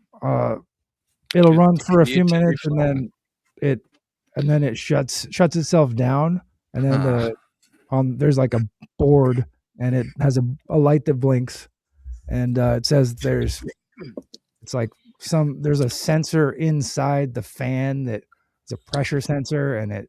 Yeah, did you get the diagnostic code? We could send that to the technician. I did all that stuff. I went over to the technician today. I went over to the shop, the heating and cooling shop, and I brought all my papers, and I was like just asking some questions because I had some confusion about where the sensor was and how I could get at it. And then we were talking for a while, and then he's like, "Wow, are you gonna come on and join the team?" Because I've been working on it for so long that I'm reading so much shit about furnaces that I could program your thermostat with both hands behind my back. I could wire stuff. Trying to overclock it. I just want the Get damn it to thing run to at heat. get it to run at temperatures that are not efficient to be running at, not Yeah. allowed to be run at. I'm trying to keep the room at 72 degrees, and I've got a furnace that Okay. heats only. And so I put that to like 73. And then I've got an air conditioner that is just a freaking blaster. Like the heater takes a while to get up to temperature, and the room is big. Gemsworthy, are you running them at the same time? Is that the problem? Well, sometimes they overlap, but it's honestly like the furnace just won't come up to temperature. Like it'll get to like 60, maybe 68, and then it clicks off. So like the last thing I did was I never put any water in the P trap. It's like there's this a condensate that comes out when you burn natural gas. It's like an acidic water, and you have to like put some PVC pipes and truck that stuff outside. Are you running clean urine? I mean, that's a personal question. You don't have to answer it, but you're running clean urine? Well, For I your mean, 3-dot clean inspection? is a spectrum. Okay. I don't eat unclean urine. I could tell you that much. Okay. But yeah, so I tried putting some. Well, is that because as soon as you cook it up to the point to where you'd be able to physically eat it, like latent behavior kicks in and you crush it up and snort it immediately? Only if it's crystallized pee. Right. I mean, I'm not trying to disparage or anything. I would think that if you were to go ahead and go to the trouble of cooking up urine, like old habits would, die hard. Well, would you say that you're just noticing? Is that what you're saying? Maybe we'll muscle pop this shit. I don't know. Is it a false positive issue? It's got to be a clean catch. You got to have a clean cup. No hairs, no belly button lint in the cup. Well, we have a woman who has a electron microscope connected to her computer that might be able to look into the micro. That is a killer issues. setup, even if she's fucking being funny about the actual premise of the information. So I caught a little bit of that when I was leaving the pool. What were you talking about? Was this a chemtrail thing, or you said there were X's or something? There's stuff in the snow. What's in the snow, man? She's claiming to analyze snow because there's been a lot of discussion over the last week or so prior to Snowmageddon 26 or whatever this shit is, where people have been pointing out high amounts of activity with various forms of spraying and like salt and skies, harp-based modifications and stuff like that. And so this lady went and grabbed a mason jar full of snow and stuck it under a microscope and was like, look, there's all these things that don't look like water molecules. Therefore, we're being poisoned. And it's not out of the scope of reality that we are being poisoned, but we were skeptical of the methodology that she employed during the presentation because it seemed like there were a number of different flawed premises, and then like the approach that she went to it wasn't explained. She didn't say what magnification she had it under, stuff like that. So it was wonky. It's hard to reproduce those results. Yeah. Did she collect the snow in a pair of dirty pantyhose? No, in a mason jar, in a clean. Just a scoop. Yeah. She scooped it up off of the hood of the. You have to go to Japan. There's specific vending machines and the little bubble machines to get those specific Let's go ahead and play it again and get Gemsworthy, The Machine Lies, and Neurojack's opinions on it. Sure. I do have a video. I got to track it down, but a few years ago, I was seeing people burn the snow. And so I made a big snowball. Like Sean Alger was with me, and I made this big snowball. I brought it in over the sink and I hit it with a lighter, and it just turned black. It didn't even really drip. That's because water is an excellent heat transfer. And so what it does is it takes that heat from the outside and pulls it to the inside. And so it doesn't melt like people would imagine it would was melt. weird. I even hit it with a torch. Yeah. What was the coconut count of Yeah. that snowball? Coconut. But I mean, there's like consider cultures that lived in Arctic areas and stuff like that, made igloos, and they could burn fires inside the igloo. There'd be a little black residue up at the top from the output of the flame, and it might melt a little bit, but that's the extent of it. And then the structure inside, because of the porous nature that Ben was talking about and the way that it conducts and moves and traps and reflects heat, you can live inside of an ice structure, light a fire, stay alive, sleep through the night for quite a while. And people did that for thousands of years, or at least hundreds of years.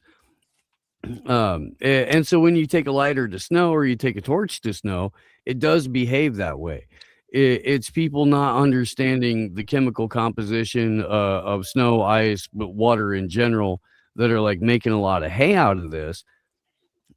But to me, that seems more distractionary because it is obvious as hell that they're spraying all kinds of crap in the sky, and that it usually happens before and during major weather events all over the place. Yeah. Bingo. But this is the lady for you gentlemen who have joined us a little bit late in the program, and her experiment and all that kind of stuff. Which I appreciate people doing experiments. I don't want to put a damper on that in any way, shape, or form. Oh, it's that fun. part's wonderful. Yeah. No, by all means, run it. We're going to collect a little bit of this snow here. So, all right, guys, we're getting set up to check our snow. Let's see what kind of shit they're putting in this. Not that I'll be able to know what they're putting in it, but we should just see water, right? That's all we should see. Let me adjust my condenser here. Okay, so I'm going to let you guys watch me do this so nobody says I'm doing anything weird. We have our clean microscope slide. We have our fresh snow from outside. She likes to let us watch. I'm going to put a tiny bit on there. So little rocks. All right, I need a top cover slide. This is very purity test coded. All right, not now there. Lame. Okay. Let's see. Turn you guys over here. It's a welcoming message. Let's see what I'm seeing. Inclusive languaging. All right. Let's start. Ooh. Ooh. What the fuck is that? What? She's not going to show us? Weird. She does. She wow. Let me show you guys this. She's sharing the screen with us at like this a moment. lens. I'm going to flip this camera around. All right, guys. She's about to flip her lid. This is really weird because these are not ice crystals. You can clearly see that that is water on my slide. Is it because the temperature of the room is above freezing? These look like effing parasites or some type of plastic. And we are seeing these strange X shapes, okay, which look very similar to me, like a chromosome marker. See how shiny blue these are? This is how heavy metals show up in the blood. Now, just to be clear, everyone, this is what snow and water are supposed to look like under a microscope. Did Not she consult Dr. Emoto? Yeah, give a bitch a microscope and she becomes a scientist. What were her intentions with I those mean, words? we identified some issues earlier, but what do you guys see just looking at that? I think she has a big problem, and it's pretty obvious that her pussy is not tax exempt. Okay. I see I'm not sure possibility if that is going to affect her scientific inquiry. However, you are correct. There's a possibility of homeschool pod in her future. Yeah. As a substitute science teacher. Okay. Machine lies. How about you? Yeah, I mean, it's really. Is there something we can call you other than the machine lies, or is it like a Tribe Called Quest and we have to say the whole thing? Yeah, it's. I mean, a Like lot a of people pet say named TML. Slickback. TML. A lot of people say, Okay. Okay. Yeah. that I works know. for We just met, so I don't. Yeah, that's shorter for you. Yeah. I'm trying to figure it all out. Yeah. Yeah, so she's definitely like not a chemist. I mean, she's kind of like looking at some slides or looking at some X's. It could really be anything. And then just because she has snow and she shows you the snow doesn't mean it's not tampered with. So yeah, it's a total hoax video for sure. Disinfo video, right? Look like for sure.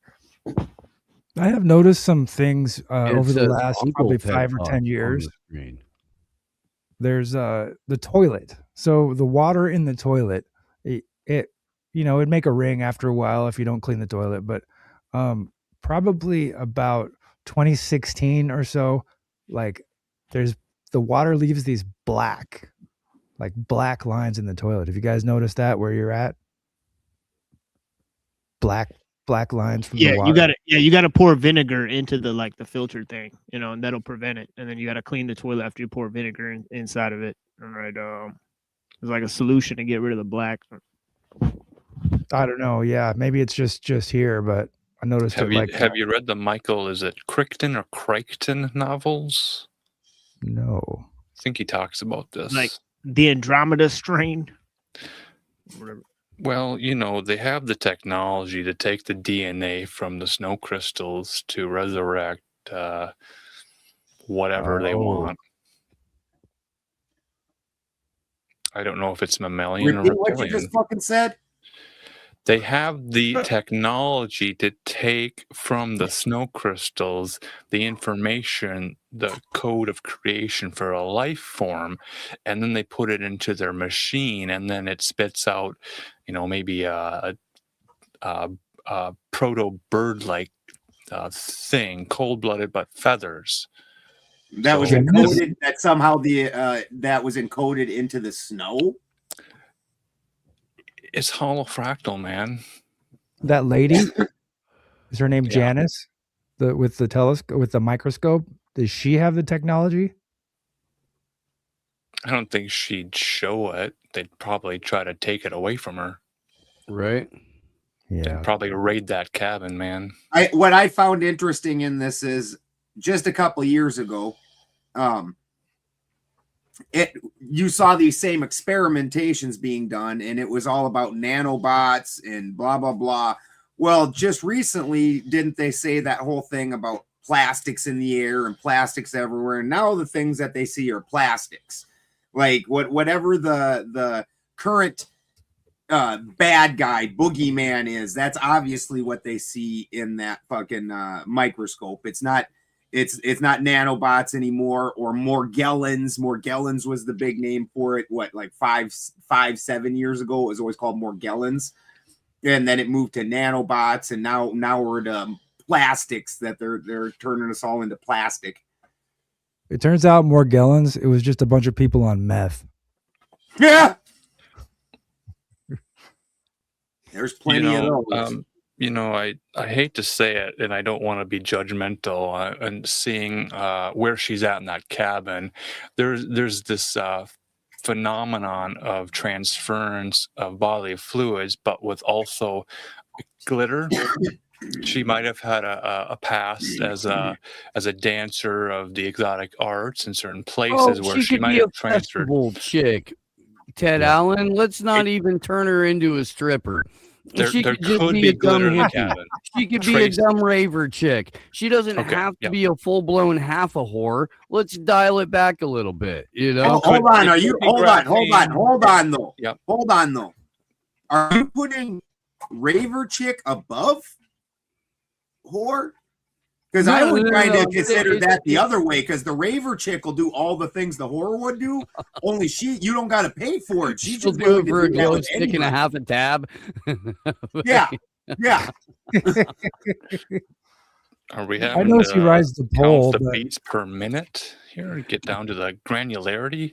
It could be graphene, but I honestly at this point I've seen the video twice. I'm gonna go with I glitter. forgot about graphene. Glitter. Forgot about She that. could also be the hapless parent of a kindergartner or first grader who comes home as a walking glitter bomb damn near every day. And you just can't get that shit out of your life for We have to tear the schools it's down and roaches rebuild and them glitter, and that's without what's gonna glitter. be left after the fucking apocalypse. There'll be fucking glitter, there'll be gay fucking Elton John Liberace roaches just running around the planet. They're gonna have the whole thing to themselves. glittery sunglasses. The whole time. Absolutely fabulous. Yeah, with all like six arms, just and that's life after humans. Which brings us to our Uncle Ted advice piece for today. If you decide to stop by the strip club, gentlemen, you must burn everything that was in the strip club, because no matter what you do, that glitter will survive and it will be found. Take the same precautions that you would for poison oak. All right. Yeah. Just layer up in like all exposed surfaces. You want to cover in baby oil first. Yeah. Right. Then you apply the anti stripper germ chemicals to the rest of your exposed surfaces. And then once you're in your Tyvek suit with your giant fucking Oakley ski goggles on, then you can safely enter the strip club, as long as you have a t-shirt cannon that fires $1 bills from a distance. Yeah. And don't get in your car. If at all possible, throw weaker men in front of you as the strippers approach for more money.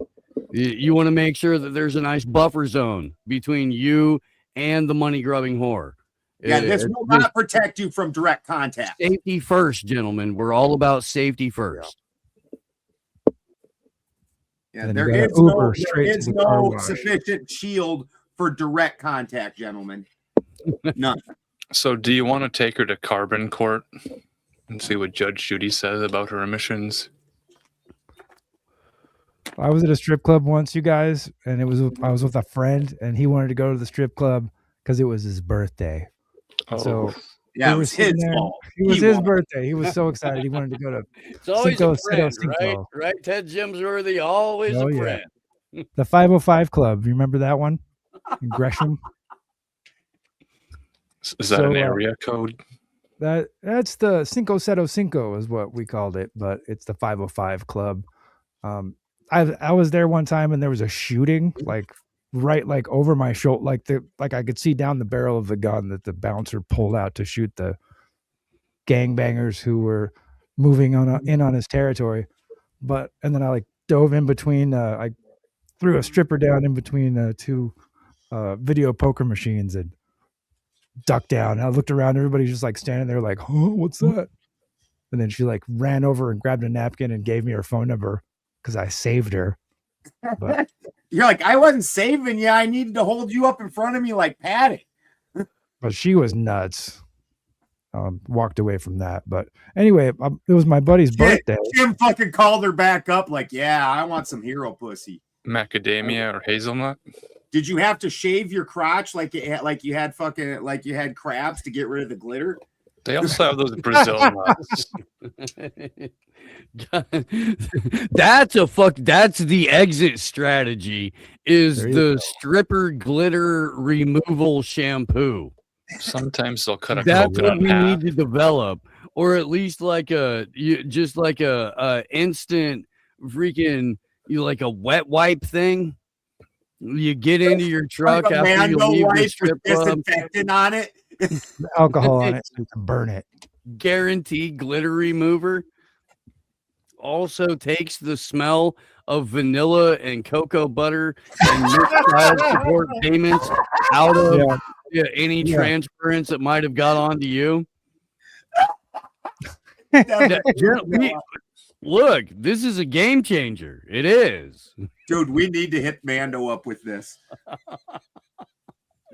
So my buddy, he was like, the stripper's up there dancing, and he's smiling at her, and she's like, "Hi, how's it going?" He's like, "It's my birthday." And she's like, "Oh yeah."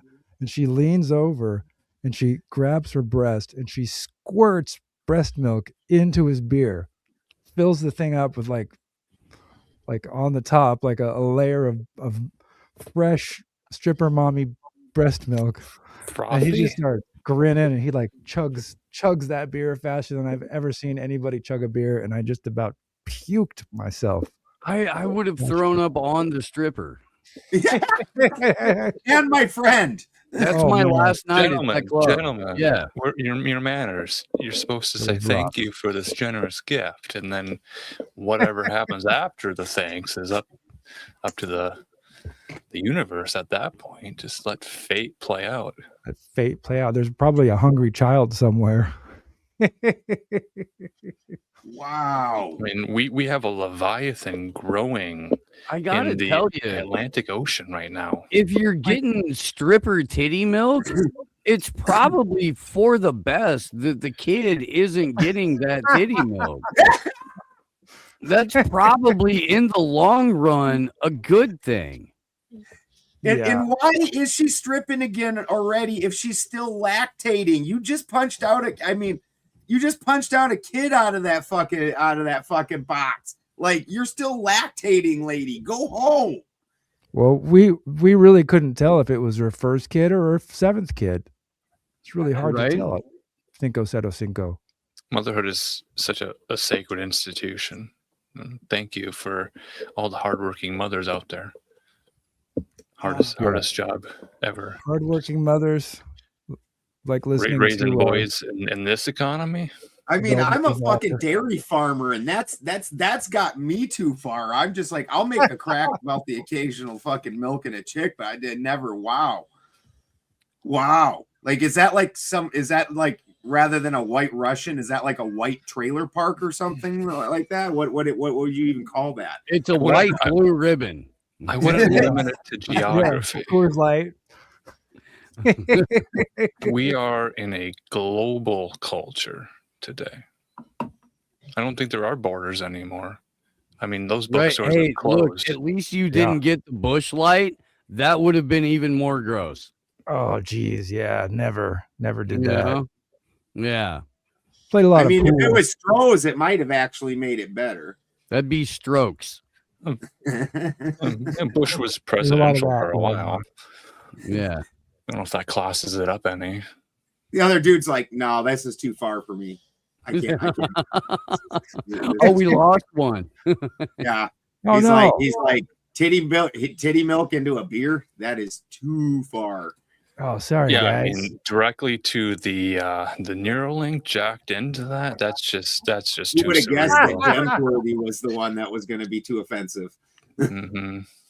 We thought Ted Steeves and I had that, like, we had that market cornered. Gemsworthy comes in there with the fucking most offensive story in the fucking show's history. People are losing their minds over this Leviathan image. Bring it up. Ted will bring it up. Well, of course Ted will. I mean, I'm trying to segue to it in a gentlemanly manner. No, you're not. You're doing it in the most non-sequitorial fashion imaginable because I'm that's not a your lane. secretary. I'm not a Like, we're all secretary. riffing and we're in a solid groove, and you're like, but fire hydrant, gas station, beehive. And that's the non sequitur into whatever we're talking to. FBB. What is that? What's the acronym there? So this is via Trap Appalachian, 2 ends there. This image is making the rounds on the social medias. Do you see something here? And this picture here, it looks like an ocean. I think the water is blue, but then there's some other lines here. Are you seeing it clearly? Is this how to prove we're not a robot? Is this a CAPTCHA? It could be. We'll evaluate your answers after the stream ends. If we ran this image, the image on the right, through AI and told it to make it look like a snake head or a dragon head, it would look exactly like the image on the left. It would, but you'd have to tell it to look like that. So because I know it doesn't. I know that David Icke is busy planning for Anarchapulco, and he's the resident reptilian expert. He's not available for comment at this time. We'll get back to him later, but right now, this image is the most important image on the internet. I can call Gareth right now, but it's 4:00 in the morning in the UK, so I don't think he'll wake up. Well, that's when I got my Easy Heat delivered. We have, the city never sleeps. We have 24-hour 7 services, 7 days a week, 24 hours. So where is this picture on the right supposedly representing? Yeah. What I would like to see what is that on the overlaid on the North American map? Right. Yeah, we have this is tightly cropped. Yeah. I don't know. I could scroll down, but I think this is just the image. People are comparing it to the Leviathan. This is the ocean. Are the people that are talking and comparing, are they idiots? Machine lies. In case you don't get it yet, feel free to jump in at any point, brother, and just. Yeah, you kind of got to get in where you fit in. It's elbows out, knees up, keep moving. If somebody falls down, pick them up. For sure. Sure. Yeah. Yeah, I'm just here because of the name. Ted. So I was, I'm just really interested in that subject. You look like you might be able to charm snakes. You put a snake in a right, exactly right. A bowl, a jar, a pot, or a basket, and then if you could just whistle the tune correctly, I think you'll charm this Leviathan and save the entire eastern seaboard. I get my east-west mixed up sometimes. I'm in the Midwest, right. So I don't know. You actually, Machine Lies, you look like every member of Soundgarden blended together as one human being. For sure. Yeah, I haven't seen that. And I mean that with all love and respect. I do. But you look like the entire band just smushed together as one guy. Yeah, thank you. Yeah. So the meteorologists have been replaced, and now we have to sort of crowdsource the analysis of these weather maps that they're sending us to our social medias. And people have analyzed the snake eyes to see that there is a snake image in this weather map. What's the rest of it? Is it coming or is it going? What is it? Like, is it bursting or is it dying?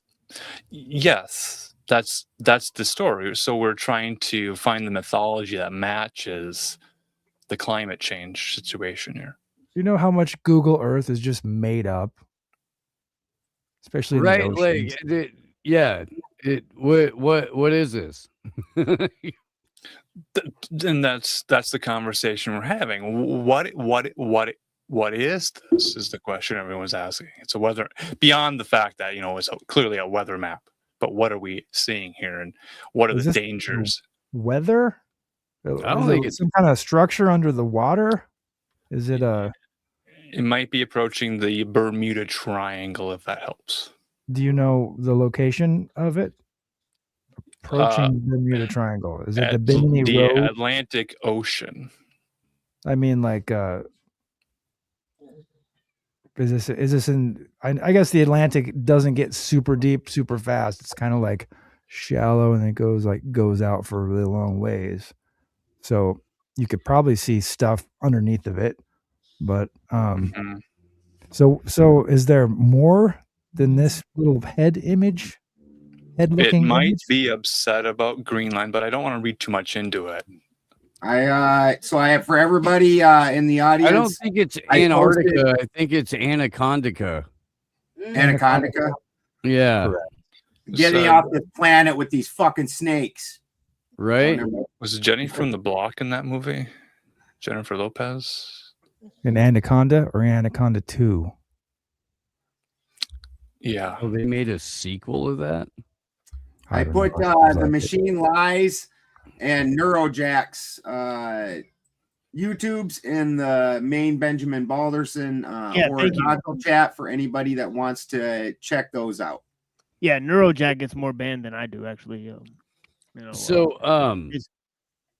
Ted's, I thought it might be fun to take a look at some of the emergent technology for the year that we are currently inhabiting in 2026. And I know we did a segment a few weeks ago on the CES humanoid robots and stuff like that, and the CES technology, but this goes a little bit further. Perfect. Oh, let's talk about the Noki neural earbuds, because this is where everything starts getting interesting.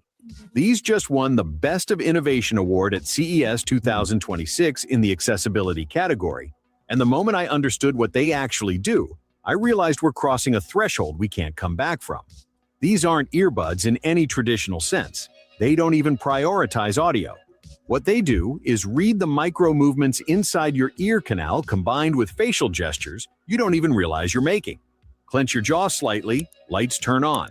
Tilt your head left, thermostat adjusts. Raise an eyebrow, your wheelchair moves forward. I spent about 2 hours testing these, and the learning curve is real. The first 20 minutes felt like I was trying to write with my non-dominant hand. Every command took concentration, and I accidentally triggered things I didn't mean to. But around the hour mark, something clicked. My brain started mapping these micro gestures automatically. It's the same way you learn to type without looking at your keyboard. The technology uses air pressure sensors that detect changes in your ear canal as small as 0.1 millimeters, combined with motion tracking that picks up head movements down to half a degree. Now, before we go further with this, how much micro radiation do you think is being pumped into your cerebral cortex at all times with these things in your ear hole? Well, Ted, do we have the tools to measure that, or is it just too small? I think there are tools to measure that. I mean, you could probably check it just based off of frequency to what, and compare that with frequencies that are currently known to be disruptive or even, almost antagonistic or harmful to human beings. Seems like that would be pretty easy. The human brain chooches along at like, is it like 8 hertz or something? It's the same sort of frequency as the Schumann resonance. So like if you're putting some stuff in your head, it's going to change. It's going to affect the way that the frequency of your brain chooching along. The electrical signals in your brain are going to get dysregulated to the natural reality you're supposed to be in. That can't be good. I mean, it is a seemingly a full alteration or augmentation of the environment, and that's going to throw off every natural barometer and sensor that we're born with. I could imagine like a whole room full of folks wearing those things, twitching around like they got Tourette's, like popping their head around, and some of the technology, the way that people look when they use it is just ridiculous. Like people walking around talking on earbuds, Yeah, like when the Bluetooth phones first came out and jackasses are just talking into the air, and you're like, "What the fuck is that guy doing?" God damn, we're not in the middle of a movie. What are you doing being so loud? Yeah. What's up, Toasty? Didn't see you, brother. Yeah, that's my concern immediately when I saw it was, what is that thing training you to do? Because, like, obviously, what he's doing is he's not training that thing. That thing is training him. That certain ticks and twitches and motions make certain things happen. What's it doing in his head? What's it setting up?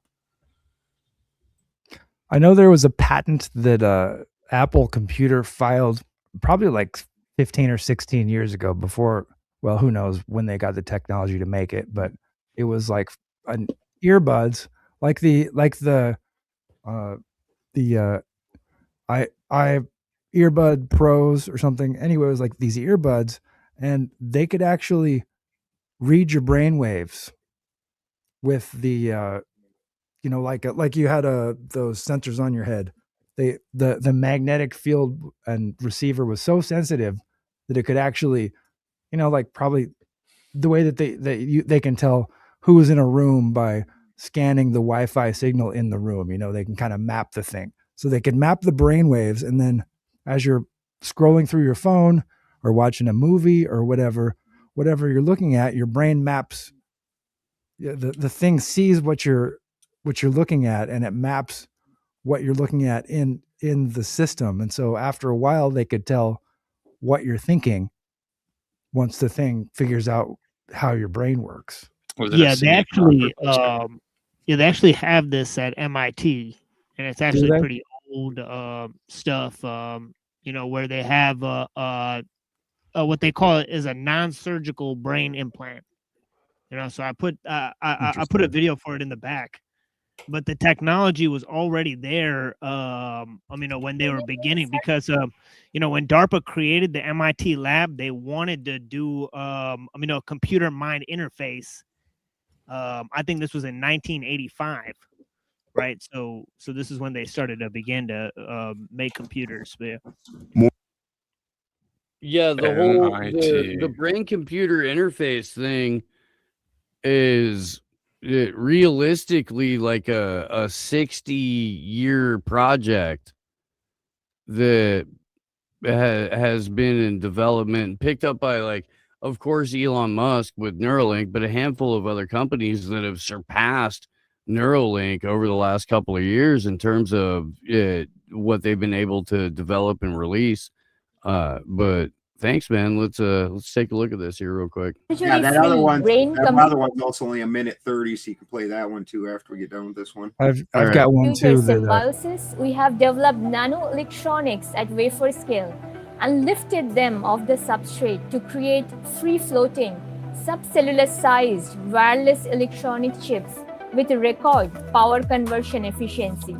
Then we have attached these electronic chips with living biological cells to create unique cell electronics hybrids, which fuses the versatility of electronics with the biological prowess of living cells. These hybrids can be placed inside the body with a simple injection in the arms, and they can travel seamlessly through the body fluids without being attacked by the immune system. These hybrids enable the first demonstration of electronics which can even cross the intact blood-brain barrier and autonomously recognize a target disease region in the brain and self-implant there.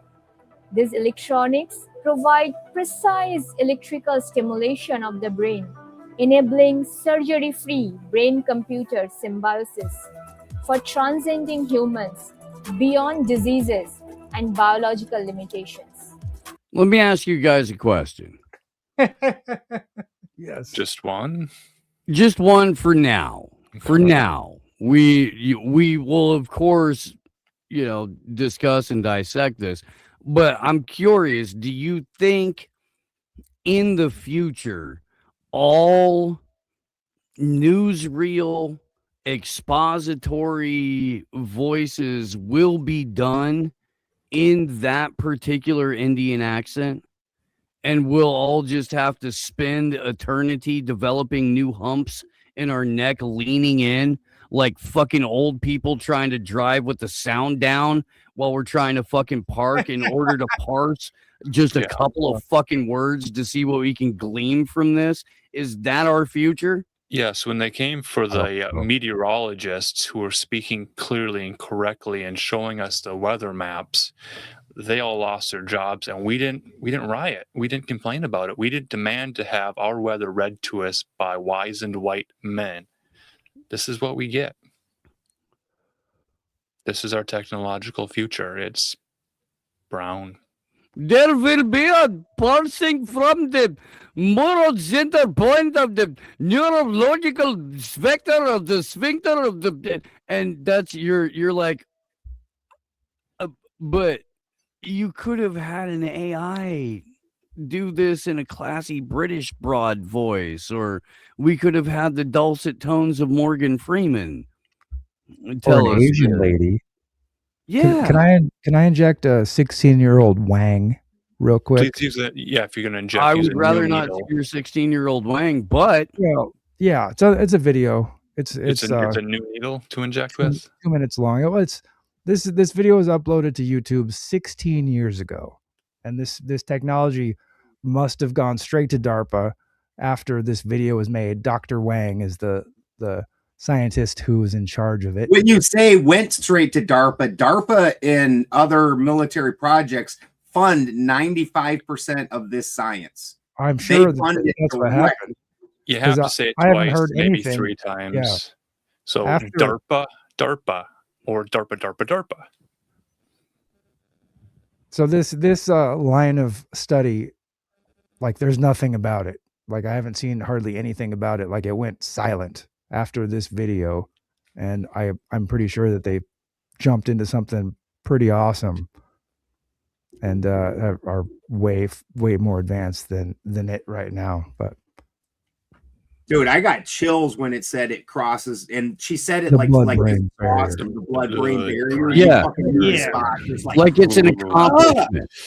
Yeah, and they have other devices that you basically just wear on your face, and you can Mhm. have two-way communication with devices, like just like you know, wow. you can control like apps and like your TV, and like instead of like a remote control where you just wear the thing on your face. I got like that video too, where it's like a device they made. You're welcome to use the share screen for anything or drop anything into the private chat. And Yeah, we'll- this is the other one I got. I'll share it. You know, it's called Alter Ego. It's interfacing with the devices, right? So as she was saying, you can have a symbiosis between the person and the computer with the you know, when you inject the nanos, you know, but this is a different thing where you wear it on your face. And of course, there's another you know, handsome brown gentleman here, right? They all go to MIT. So They're get all used to- going to MIT. Getting Right, those scholarships. exactly.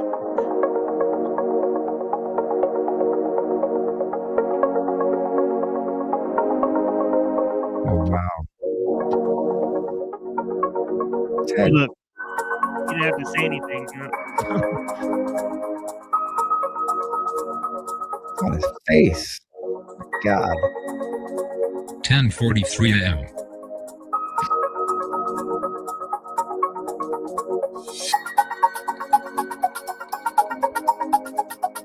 Another item with the whole bone conduction, like the lollipops we looked at last week or the week before. Total $10.07.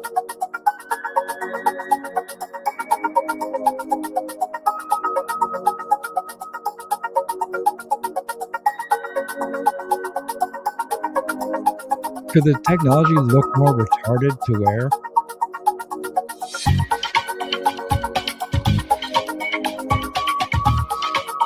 If that's how you want it, it could be designed that way. Hey, remember when we used to pick on all of the brace face queers who had the headgear and stuff like that? Strap that on, dork. Get out there in the world and go make it happen. It's so much easier to do than just look at your watch to see the time. Oh, watches are for either rich people or peasants, Ben. Everyone else has course. a phone to tell them what to do. Yeah. If you're Can you not play Bert the- Kreischer or Joe Rogan, you don't have a collection of 850 watches bare minimum, then you're just, some, towelhead Casio wearing freaking nobody. Or Buzz Aldrin, he's got like 4 watches on each arm. You ever seen Right? that guy? Heck yeah. Batshit crazy. He is engaged in drug smuggling operations with Yeah. that many watches on each arm. That's what he's going and converting cocaine money and taking it to the freaking Diamond District in New York and being like, lay a bunch of Rolexes on me. I'm trying to get across customs. Can you play the screen I'm sharing? Yeah. Real quick. This is what I was talking about earlier. Let me find the play button here. Okay. More and more, we will be able to measure and understand how our brain cells function. Deciphering our consciousness is another question. But the experiments of Dr. Yang Dan have proved that in principle, it is possible to read and to understand the brain. I didn't know that we started this thing again. So this is a digitized movie. We present this to the animal and we record the activity of their visual neurons.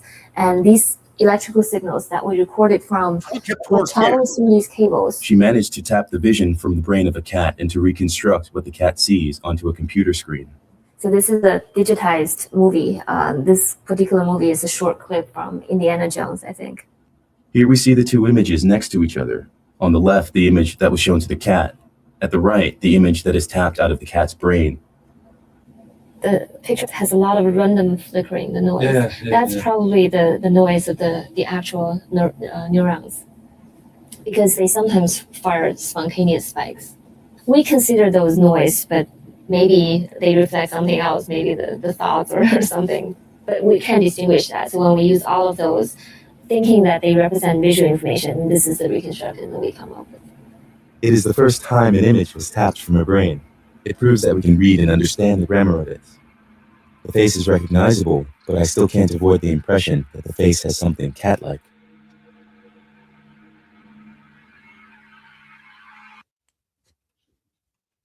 That was from 16 years ago. This was uploaded. Yep. Ooh. And I think Oh, go ahead. I think I heard that they have the technology this day where they can put those visual sensors on your brain and actually show on a video screen what you're dreaming. Well, I mean, true. yes, that's true. And then this is, again, back to the emergent technology for this year. This is what people are putting out into the marketplace. But enhancing what your body can do is only half the equation. What if you could also see exactly what's happening inside your body while you're pushing those limits? The PointFit Sweat Patch won a CES 2026 Innovation Award for turning something you already produce, sweat, into a real-time health dashboard. This tiny patch analyzes biomarkers directly from your skin, including lactate, cortisol, and glucose. Signals that normally require lab work, needles, and waiting for results. The lactate monitoring is where this gets practical immediately. Lactate is the compound that builds up when your muscles shift from aerobic to anaerobic energy production. Basically, it's the line between efficient training and fatigue. Serious athletes pay hundreds of dollars for finger prick lactate tests during training sessions. With PointFit, you see that threshold as it happens, continuously, with no interruption. The patch uses a nanomembrane sensor system that's been validated against clinical blood testing. So, this isn't guessing, it's measuring. The first generation focuses on lactate, but the platform is designed to expand into continuous glucose monitoring for diabetics, stress tracking through cortisol levels, and even kidney health markers. And continuous harvesting and selling of all of your personal data to any third-party company that wants it. Really, then you could absolutely see people's reactions to any event, and especially in today's digital era where they can just absolutely make shit up.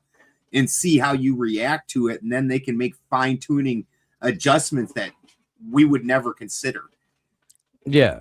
And to think that all it's doing is measuring biomarkers for your health while you exercise is naive on a level that should preclude you from engaging in any sort of conversation or debate about the subject. Really should. Well, it's the same thing as those people that think that Neuralink implants are just going to make them smarter and easier to argue with the computer with, and not realizing that that implant is going to corrupt your own brain and make you a slave to whatever inputs you're being fed. Well, what are you going to be, one of them fags wearing the fucking big face mask one and not get the cool hidden implant one? Right? Yeah. Pork. Jeez. Yeah, that's true. Don't talk to this guy. Nerd. He's got band-aids on his face. Doing walking around with a half a chin strap. You trying to look like fucking Picard from the Borg episodes? What are you doing over here? Embed that shit like a real man. Yeah. I mean, that's where it's going. Yeah, it's very difficult to argue around that. I maintain that nobody wants this shit. It's just being forced on us, and we're all getting told that it's the only way that we're going to be able to live anymore. And it's to the detriment of 100% of us, even the people that are pushing the technology. Ted Steeves, have you seen the video celebrating the life of Stephen Hawking? What also bothers me a lot, people don't understand how slow their conscious mind is and how fast their unconscious mind is. One of the only things that I got out of when they forced me to go through drug treatment was they sat a whole bunch of people down and they were monitoring their brains, and they would show them pictures that would move so fast you never got to stop and recognize what any one of those pictures was. It just flipped through it too fast for you to register it. Your brain, every time your drug of choice would get flipped up in front of your face, even though you didn't recognize it, your fucking subconscious did. And it was like, ooh, like for me, ooh, weed. Yeah. Can we smoke some weed? I like weed. Like, and so whatever your drug of choice was, your subconscious caught that and activated and started actually making moves based off of that your conscious brain never, ever had any part of. And so knowing that, they're dicking around inside your head. Again, just like when I was talking about that first product we looked at where I was like, that thing's programming him, not the other way around. Yeah. What are they going to program inside your brain that your conscious brain will never catch on to? You know, that's real stuff. Because I mean, like the first cup of coffee in the morning, I can smell that first cup of coffee and I have to poop. Like every time. Your whole body starts acting like it already happened. They say that for a regular drug user, like anything that's in the ritual of you doing the drugs, you actually start getting high as soon as that ritual begins, not when you start using the drugs. So let's say every day you get off work, you go home and you sit down and you lay out a little setting and you pull out your pipe and your weed and you grind it up and you do this. When you started even doing that ritual at all, your body already started reacting like, yeah, this is the deal. Yes.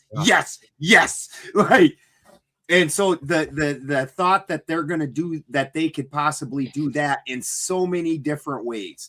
I mean, imagine if they want you to be angry, like think about like the recent riots. What if they want you to be angry and they just start hitting little spikes in your fucking brain that make that show up and you don't even know why you're angry. You're just getting crazed.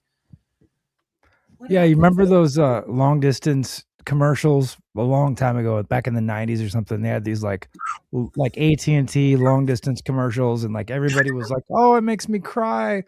And like it was like an epidemic. Everybody was talking about how these like oh, I miss my person who's really far away, and everybody would cry that was watching it. Well, I heard, I don't know if this is true, but they were experimenting with manipulating people subliminally, and they put a frequency in the commercial that actually made people cry. An emotion triggering thing. So like it was a big experiment, like a worldwide experiment to see if it worked on everybody, and it did, because like everybody was like it was a whole thing where people would joke around about like, oh, it's so emotional. Did you just watch a AT&T commercial? I don't know if you guys remember those. Vaguely.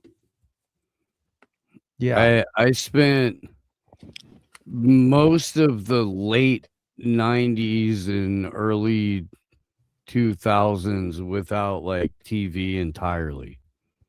That's great. Or like I'd catch shit in hotel rooms or something like that. Like I've seen 15 or 20 minutes of 40 Sopranos episodes. Yeah, I watched TV pretty heavy until 1996 when I graduated from high school and moved the fuck out. Mm-hmm. And then barely saw it. I also graduated in 96. I did. Where do you get the fourth dimensional Soprano videos? I watched TV when I was in prison. That was pretty much my TV experience. And one of the only times in my life I ever had cable. They digitally added chemtrails to The Sopranos. Uh-huh. Is that just in the 4D version? Like they re-released it on disc or something, and it came back out, and they put chemtrails in the sky. Disney has been doing that for years, man. I remember reporting on this on AM Wake Up like 4 years ago. But Disney had hired a guy to go back in and paint chemtrails into Disney films for when they re-released them. Wow. Yeah. Oh man. They're the memory hole in that shit. Mm-hmm. That's so fucked up. I think this is where Berenstain comes from. Dude, I found a weird one the other day, and I don't know if it's true because I haven't rewatched the movie, or if it was just somebody weirded out.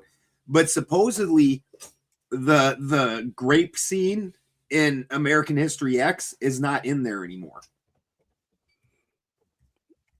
Oh, they may have removed it. I don't know. I haven't but watched the story it, I was reading, it literally says it never was in there, that it only mythologically exists and possibly. Oh no, it doesn't mythologically exist, man. That's what I'm saying. Like all of us were traumatized by that. Yeah. Like that's like that in Pulp Fiction, like two of the most traumatizing moments of my young adult life. Like, there was secondhand and I shouldn't be third-hand allowed trauma. in rated R movies. Why did I come that in that one with the flash dance dude and all them and the little kids, and they're all graping the little kids in the prison and shit, and like the boys home? I was like, I left that movie. I was like, I shouldn't have been allowed in this. So the Stephen King book? What the fuck am I in here for? Yeah, I'm leaving. Yeah. See, there's some GIMP speak in chat. Have you guys seen the parade of Stephen Hawking's? What? Got a video here. Yeah, Stephen Hawking. There's multiple models of the Stephen Hawking's. It's the vertical video in the shares.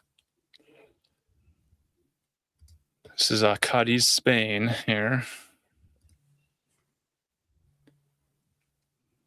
There might be better quality versions of it, but you can see, it's a parade of Stephen Hawking's.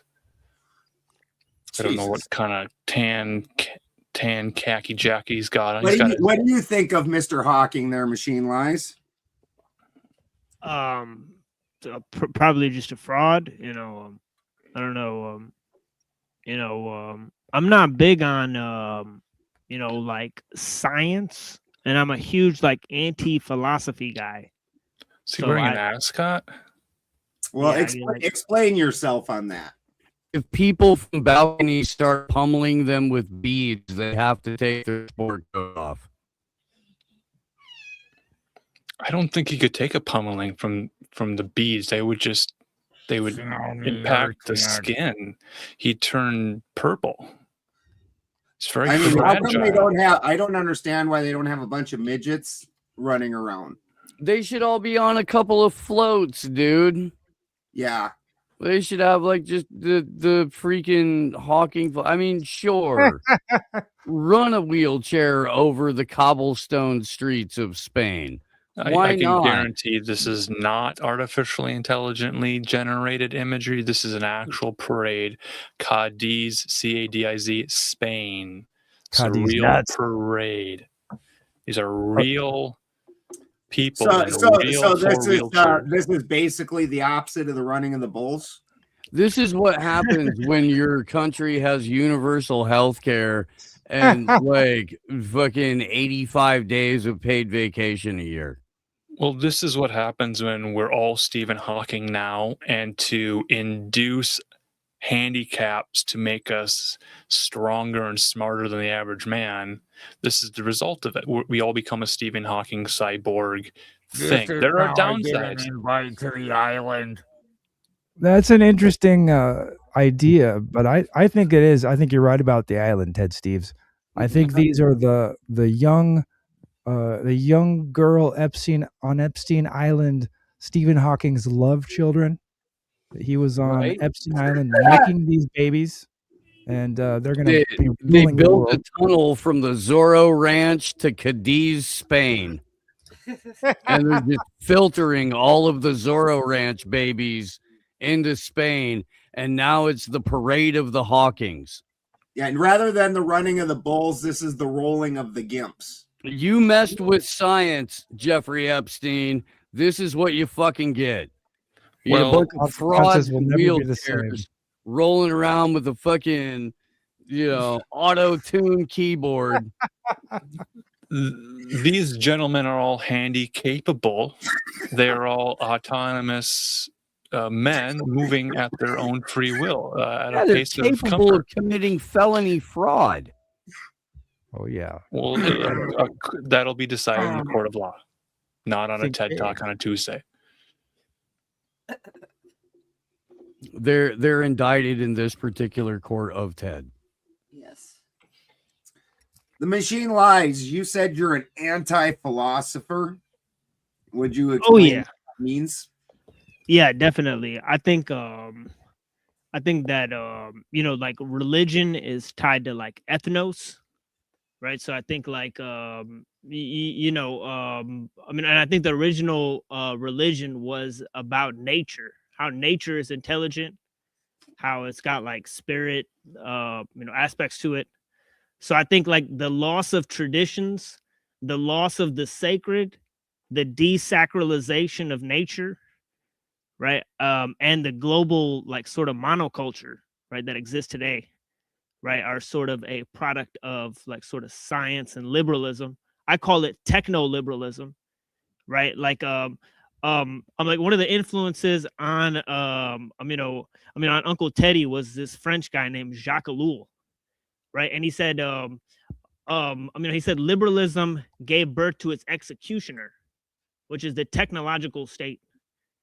Right. So he said that, liberalism sort of formed the technological society, and that's what sort of takes out liberalism. Right. So there's no liberalism left, that like, that science created liberalism and liberalism created the technological society. Yeah. The mechanisms by which technocracy is implemented remove all aspects of foundational classical liberalism from society.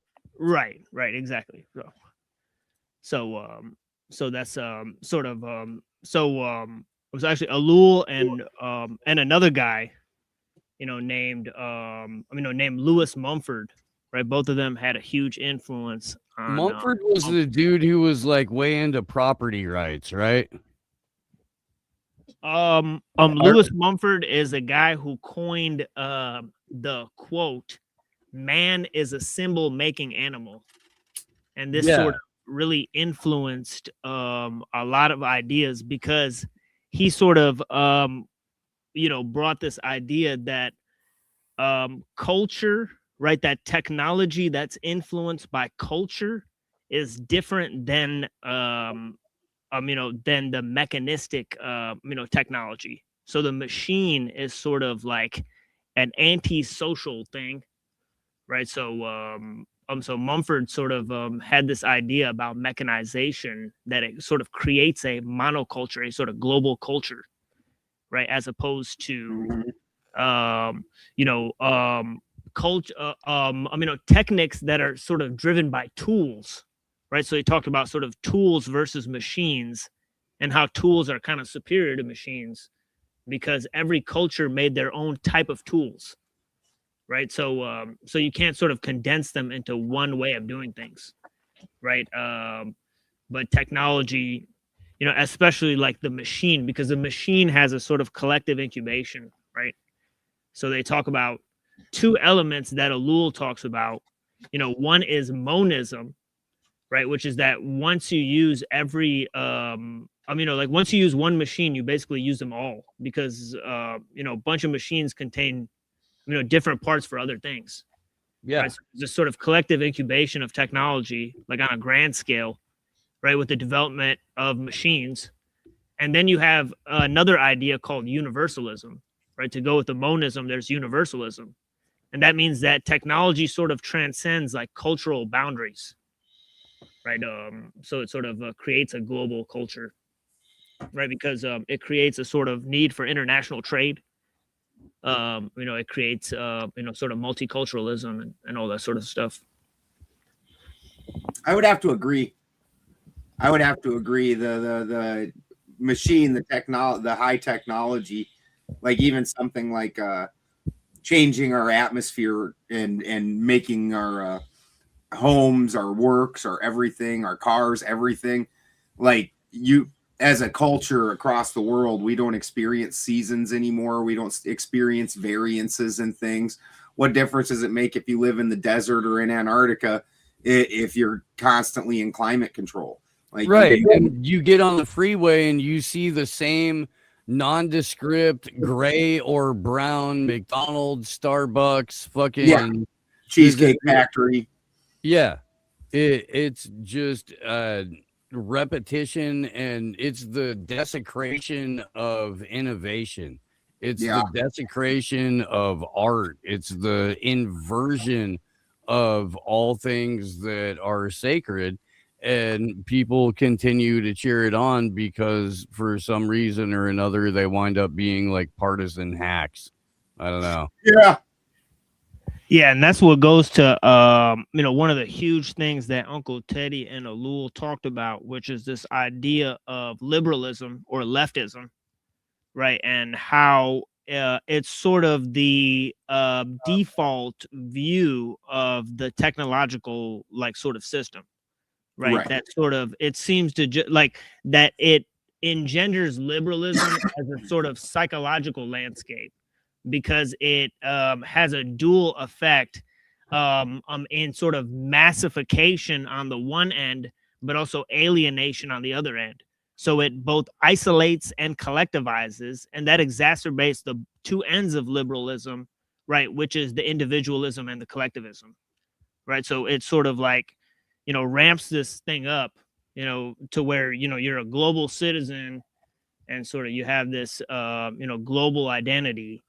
And that's where Ellul sort of developed a sort of credo against that, right? Which was plan locally, think globally, right? He sort of created the philosophy of personalism, and he said we need to foster the local communities, and you see that most of the people that understand the situation that we're in, they're going to point towards smaller communities. Right, because the logical conclusion of that is like a forced imposed schizophrenia, where you've got multiple separate identities that are competing for space for all of your time and energy, where you have to be concerned about absolutely everything that's happening in every corner of the world that you'll never be able to have any impact in whatsoever. And then you have to be concerned about, like, it's just this mass propaganda machine that is structured to get you to have visceral emotional reactions to all of the weird shit going on everywhere in the world, and it splits you into so many different pieces of care that you don't have any left over for your immediate situation. And that's when they get you by the balls, because they can be like, oh, are you distraught, frustrated? Do you feel like you don't have a place in the world and you can't affect it? That's okay. We've got universal basic income, and we've got, the life in Avatar land in the metaverse where you don't have to worry about that, and just plug in and give us your autonomy and all of your biometric data, and you too can live in a utopic little, basically hyperbaric chamber where you don't have to experience any of the bad. And they've already got something that is reading all your face and everything else and making it correspond to something else. How long before that's just Ready Player One, where he's got that special suit where the girl's playing with his crotch and everything? Why even leave your home? You get all the sensory experiences that you would get. You most likely are going to be able to act in ways that you couldn't act in the normal world. Woofda. Yeah.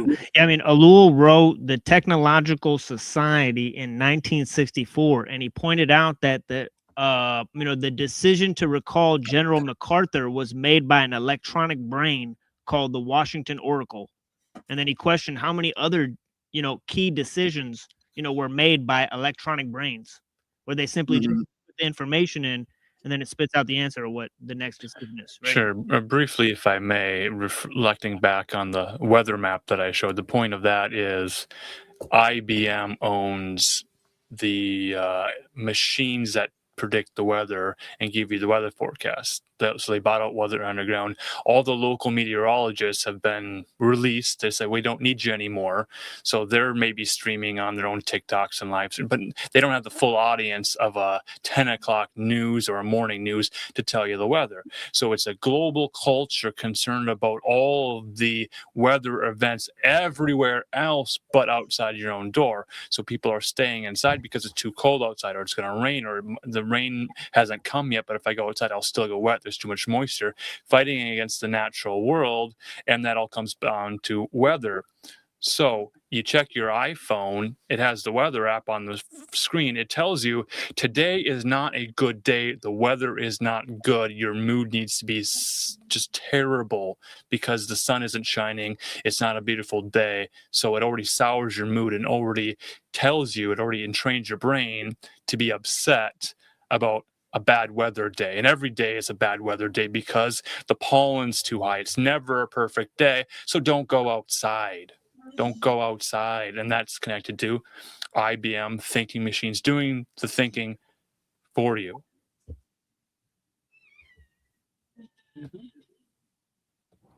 Yeah, absolutely. Yeah, absolutely. And yeah, I think another work that that Alul wrote is called Propaganda. Right, it's one of his most famous works, and it ties to ideas that Uncle Ted explored in a work he titled "The System's Neatest Trick." Where he talks about two types of propaganda. Right, one is integration propaganda, and the other is to antagonize people. Right. And sort of to excite them against, certain issues. And the other is sort of like, just like, like the weather and the community guidelines and C-SPAN and that's sort of like integration propaganda, right? Where it sort of is to educate people on their sort of civic duties, right?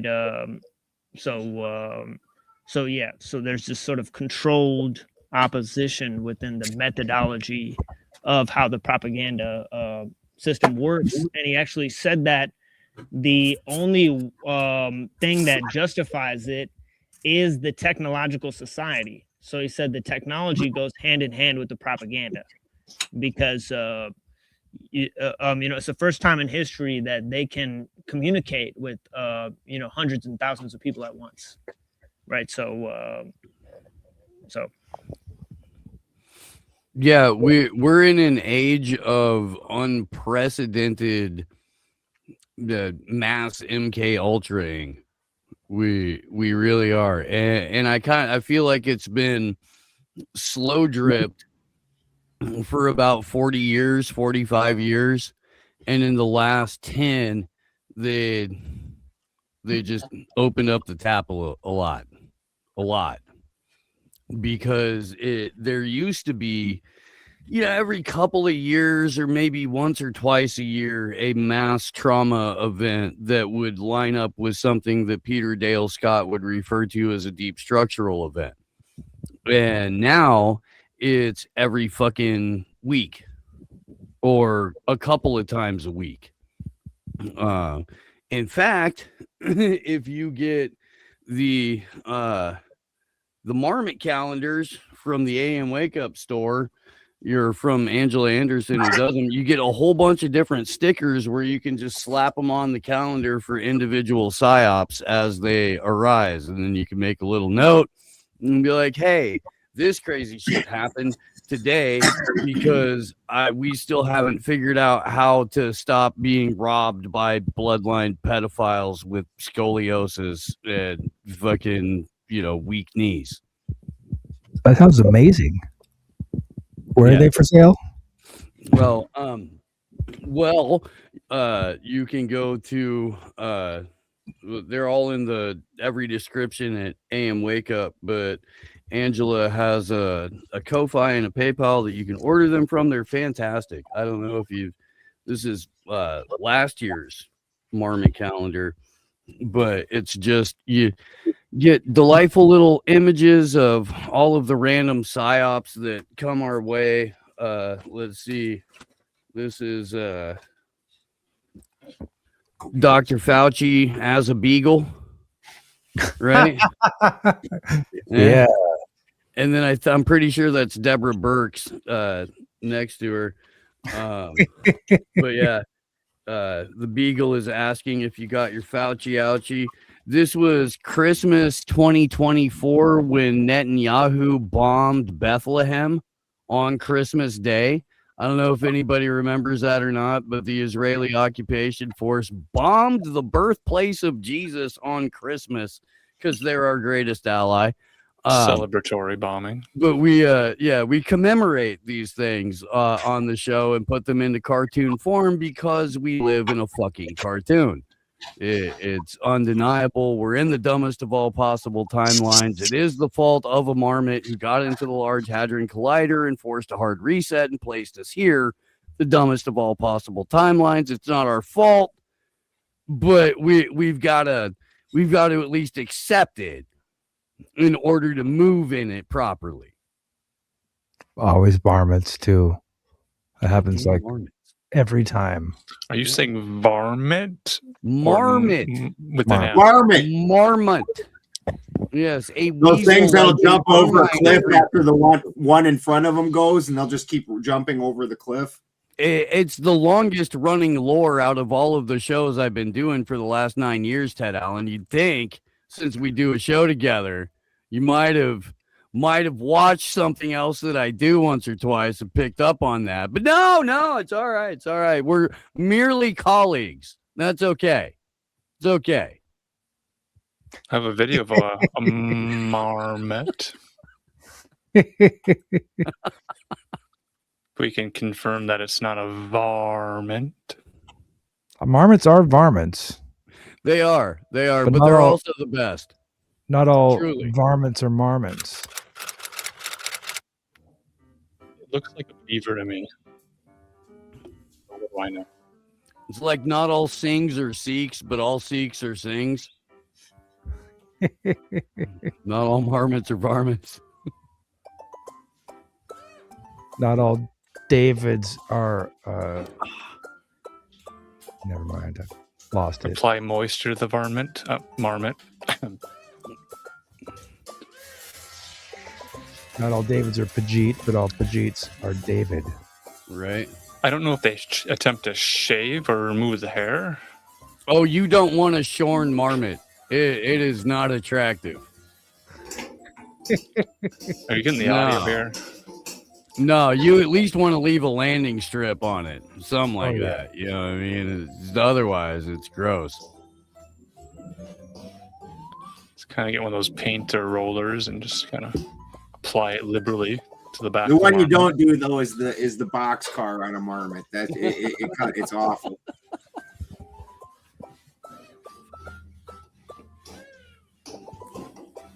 Man, that is a relaxed ass animal right there. I do not. If Gomez acted like that when I gave him a bath, I would be suspicious. I would wonder. Fuck, dude. You're sneaking out of the apartment at night. You're going down into fucking San Francisco or over into Oakland. You on that heron. I think it's just because the marmot Animals are heard the that his worst. Fucking the first time I gave McLickens a flea bath, he was the worst of them. He literally ran around the house like 6 times and then ran under the house the whole time doing this super high pitched yelp and hid under the house for like 3 hours. A couple of years ago, when I was in Sonoma, I had to take Gomez to the feed store there and clip him into their dog wash station. And he was still trying to like move like it. He was not pleased with it. Now he's cool. I've figured out the proper schedule of bribery and everything else that like I need to do to get his fucking giant engine block headed bitch ass in the goddamn tub. Yeah. But I just take a shower at the same time and I just have Christy grab because I gotta do 6 of them, so I just fucking have her march in one at a time and drag that fucker in with me like you're in it now. Yeah. No, he really got so much better over the last like year and a half. These guys got better so much. It's not open WWF with these guys anymore, but they still don't like it. Like it's always the groups of 2, in which everyone's get in the shower. The other one sits out there and just shakes like you're about to abuse it or something. They just shake. Oh, you're like, oh my God. You ever go down to the farmer or Tractor Supply? They've got the dog wash station there. For like $9, you can give your dog a bath. And they have like a dog washing bathtub that the dog can walk in. And then they used to have these like blow dryer, like reverse vacuum cleaners with heaters on them, so you could blow the dog dry. But you gave your dog a blowjob? Well, Ted said blow the dog dry. Blow the dog dry. He's like, I did not word it that way. I did not word it. Ted Jimsworthy, in my experience, that's not how those work. You're not allowed to film that, and you're certainly not allowed to share that. The opposite way. Well, eventually the dog gets dry. So. Right, that's fair. That's fair. Yeah. But I never shower with my dog, Ed Bennington. You know what? Like when I first became a dad, and I was 17, and my oldest daughter, I didn't we were very uptight like every brand new parent, especially being kids, and you fucking sterilize every nipple and every pacifier, and anytime they puke up a little bit, you get a new rag and you change their clothes and the whole 9. And you wash them in the sink in a very specific temperature and the little thingy. And I got 7 kids. So somewhere in there, I just started yanking things in the shower with me. Like, you know what? We're just going to get this all done at once. And I don't give a shit. Funny thing about all that, my oldest daughter scared shitless of water. All the kids that shower and my oldest son scared shitless of water. All the other kids, it was the first 2 I didn't do that with. After that, I was like, I gave up. Like the fact is you're going to end up soaked when you give the kid a bath anyways. And so you might as well, let's just get this all done with. We can clean the bathroom afterwards. It's all done in one shot. And the other kids, none of them are scared of water. And I truly believe it's because they spent that time in the water and with water running over their face and stuff, because there's a shower where it was getting water in their face. But I was there, so they still felt safe.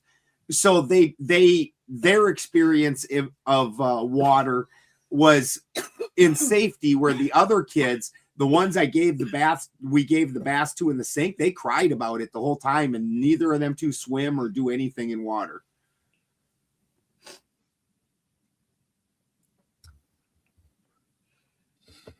Send me an email. We're gonna entertain this. Yeah. So, well, I'm going to read it since we're all just going to sit here quietly. It does have a podcast. Sincere query to Jem. Roughly, what's the going price for commissioning a bronze life-sized statue about the stature of Balderson with a regular viewer discount and is gifting statues legal? Yes, gifting statues is totally legal. In fact, it's encouraged by me and this panel of Teds, I think. So yeah, I'll give you a killer deal. Right? You can launder way more money when it's a gift. Oh yeah. Allegedly. Yeah. Nobody on this panel has had enough money to launder, so we have to say allegedly, not because we're trying to cover our asses, but because we just don't know. Personal life experience of moving. Yeah. I've laundered so much money. I guess maybe the Machine Lies does have like $1 billion back there that he's created out in artwork. I don't know. I could be speaking out of pocket with this. Are you Machine Lies? Are you a multi-millionaire or Nepo baby sitting on a fortune? No, sir. No. All right. No. If you were, would you tell us? No, not I. No. Yeah. That's kind of what I thought. I knew it. Do you possess a sweater, sir? Oh yeah, great. How many quarter zips do you own? Could you for just a moment put the sweater on, pull the hood up over your head, so we may officially Ted-in you?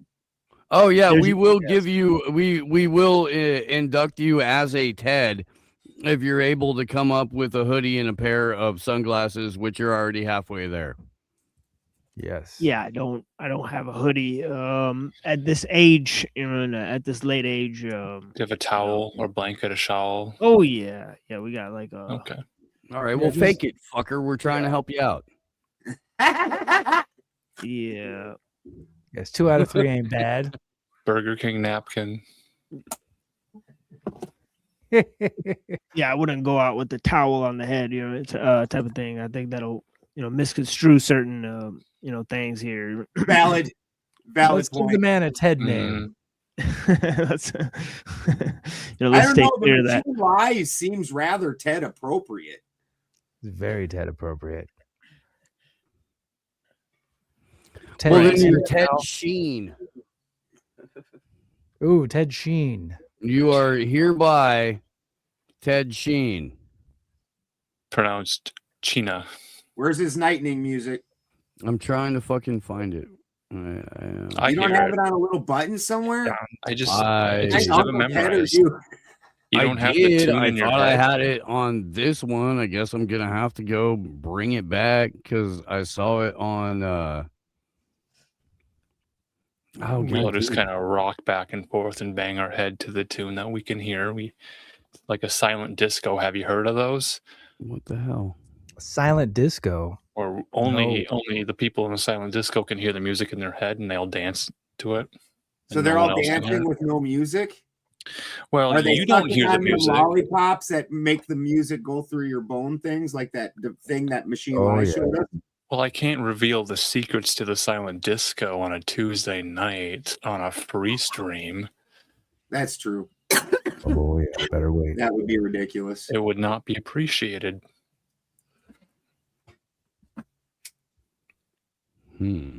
I did hear earlier the word resacralization. That dude, I was having so hard to fucking not laugh about that because I was it's desacralization. Yeah, it's what I heard, Ted Chine. It's was nothing to do with you, resacralization. Machine Lies. It's an do you know who Marty Leeds is by chance? Everybody knows who Marty Leeds is. He's all over the internet. He's a Christian that does like gematria and has developed into quite the cult leader. Lives in a yurt. Yeah. It's a beautiful structure. He starts talking about resacralizing things, and we have like this. I used to know the guy, so I mean, resacralizing. I've not heard that one. Desacralizing of nature. Specifically. I think that's like Rene Guénon or something like that. Yeah. He's an alchemist. Yeah. I know him. Yeah, that's heavy duty. Yeah, I have his fucking books. Yeah, that's like Guénon and Evola. Yeah, that's a huge, that's heavyweight concept. Yeah. Yeah, he's a great. His shit's pretty fucking great. Oh yeah, it's pretty amazing. Yeah. Love the Renees. Can do no wrong. Oh yeah. Say her name. I don't know how I missed that. Did you say that before? I don't know how I missed that the first time. That's why I keep notes. I wrote it down. I use this technology called ballpoint pen sometimes. All right, Helen Keller. Do you keep those ballpoint pens in a sack vase? Sometimes I have to replace the balls. But that's just a regular maintenance schedule. That was gold, and Steve gave me nothing. For as many times he cries at you about not fucking laughing when he's putting them out, that was gold. I got nothing. Well, because it wasn't Helen Keller, it was Anne Frank. Anne Frank, okay, I fucked that up. That's the whole freaking Clark 2 thing with Helen Keller and Anne Frank. Yeah. And you fucked up the bit on two different parts. In fact, man, like that's it's damn it. Have you not been taking your fullness? You know what? Marcus has an English accent sometimes. It's Ted Allen to you, Ted Bennington. Yeah, Ted Allen. And look, anybody, dude, you could be as blind as Anne Frank and get that right. You could be. But I don't have a ballpoint pen. Anne Frank did. You're correct, Windhammer. Anne Frank invented the ballpoint pen. Al Gore invented pants and the internet. Well, what else are you going to do while you're hiding in an attic from the evil Schnazis?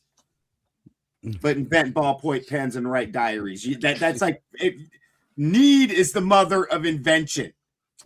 And we need to invent our own vocalization for the tedding ceremony so that we can just immediately do it. I know. I like how we played it last week. I don't know why it's not on the soundboard this week. We just want it to be like removed from the internet, like a chest drumming. We could just beat our chest. Like, could we at least give him the German one? Do you hear that? Does that come through in the microphone? Yeah, poorly. Or we could just plosives like a beatboxing. Let me see what I can't come up with here.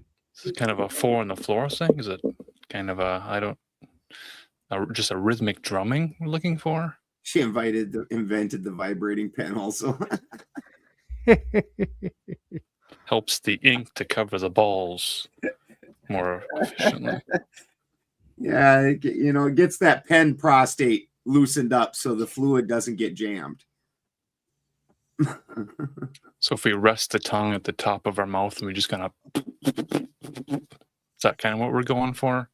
I don't know. Like a marching band and a wind instrument. That's not gonna do it, man. No reeds. This is actually kind of frustrating. We did the whole fucking bit with Scott last week. I put the thing on the board. It was on the board. I saw it yesterday. I don't know why it's not there. I really don't. And now when I go to grab a freaking MP3 of it, it's way more difficult to find than it was a week Don't want to ago. jump to Huh? conclusions, but is this Russian interference in real time? This is some three-letter organizations, agencies. It's Putin himself. We talked about Pooh Bear over in China. We denied the existence of panda bears one too many times. We also showed a fat black bear. Yeah. Oh, geez. We yeah, said that was a fat bad black bear. All right. Well, I get a bounce. Yeah, bounce. You haven't even played the Tedning music. I have limited hours between now and my next show, and significant work to do between that. So we'll have vocal band practice. We'll enunciate sort of the plosive tones to kind of do a marching beat. Music. We what? Who, huh? At least playing the German music, something. Oh, Ted Chine has been his okay. process of setting.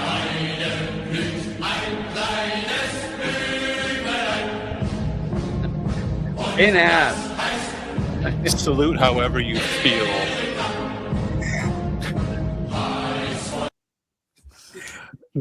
Well, we had to give him something to be an official Ted. It's true. It's there true. has to be music. I'm blaming this on Steve. Ceremony. Not all is lost. Not all is pomp and circumstance. Erica Kirk did it. That's who I would blame. Oh man, I do wish I had the other soundboard here because I have a sound drop of Erica Kirk explaining the judicial system. Oh yeah, is absolutely priceless. It is. It's fantastic. What's up, Michael? How many boards you got? The 2 inside StreamYard. So they're virtual boards. They're just you can upload sound drops directly, which I did with the nighting thing last week, but it didn't fucking show up. I don't know, whatever. But is it in the other show? No, it was. It ain't now. I don't know. Can we talk about surfboards and boogie boards next week? You guys can talk about whatever you want to, but I got to bounce. So Mark Steeves gonna be there. Night, Steve. Dollar rad. I'm in the shower. I'm gonna remove the Rumble stream and just let me know when you're Night, done. Rumble. Good night, Rumble. Good night, Rumble. What is your living situation like, Machine Lies? Good night, Steve. I am possibly moving to Ohio soon. So yeah, I'm in the process of moving to Ohio. Are you moving to a city or what's the deal there? Yeah, like kind of like close to like Hamilton, and right, like that sort of region, right? True or false? Ohio is for lovers. Oh yeah, yeah. 4 That's of them? kind of why I'm moving there. Approximately 4. But yeah, After 4 ex-wives, they kick you out. So make them. When are you moving? Do you have interest? Any interest in trying to live that the off-grid type life or anything like that? Oh yeah, definitely. Yeah, definitely. Yeah, a lot of interest in that. Yeah, but more so in talking about technical complexity, right? Because I'm sort of a student of of Dr. David Skrbina, right? So he sort of helped compose that work, Technological Slavery, right, with Uncle Teddy, right? Because he was writing him letters in the jail. So so that's more he comes at it from more of a philosophical angle, right? Looking at like the history of the development of technology and about certain ideas. So they sort of disagree with Uncle Teddy to a certain extent, right? Especially Alul disagrees with him because Alul is sort of like a Christian anarchist,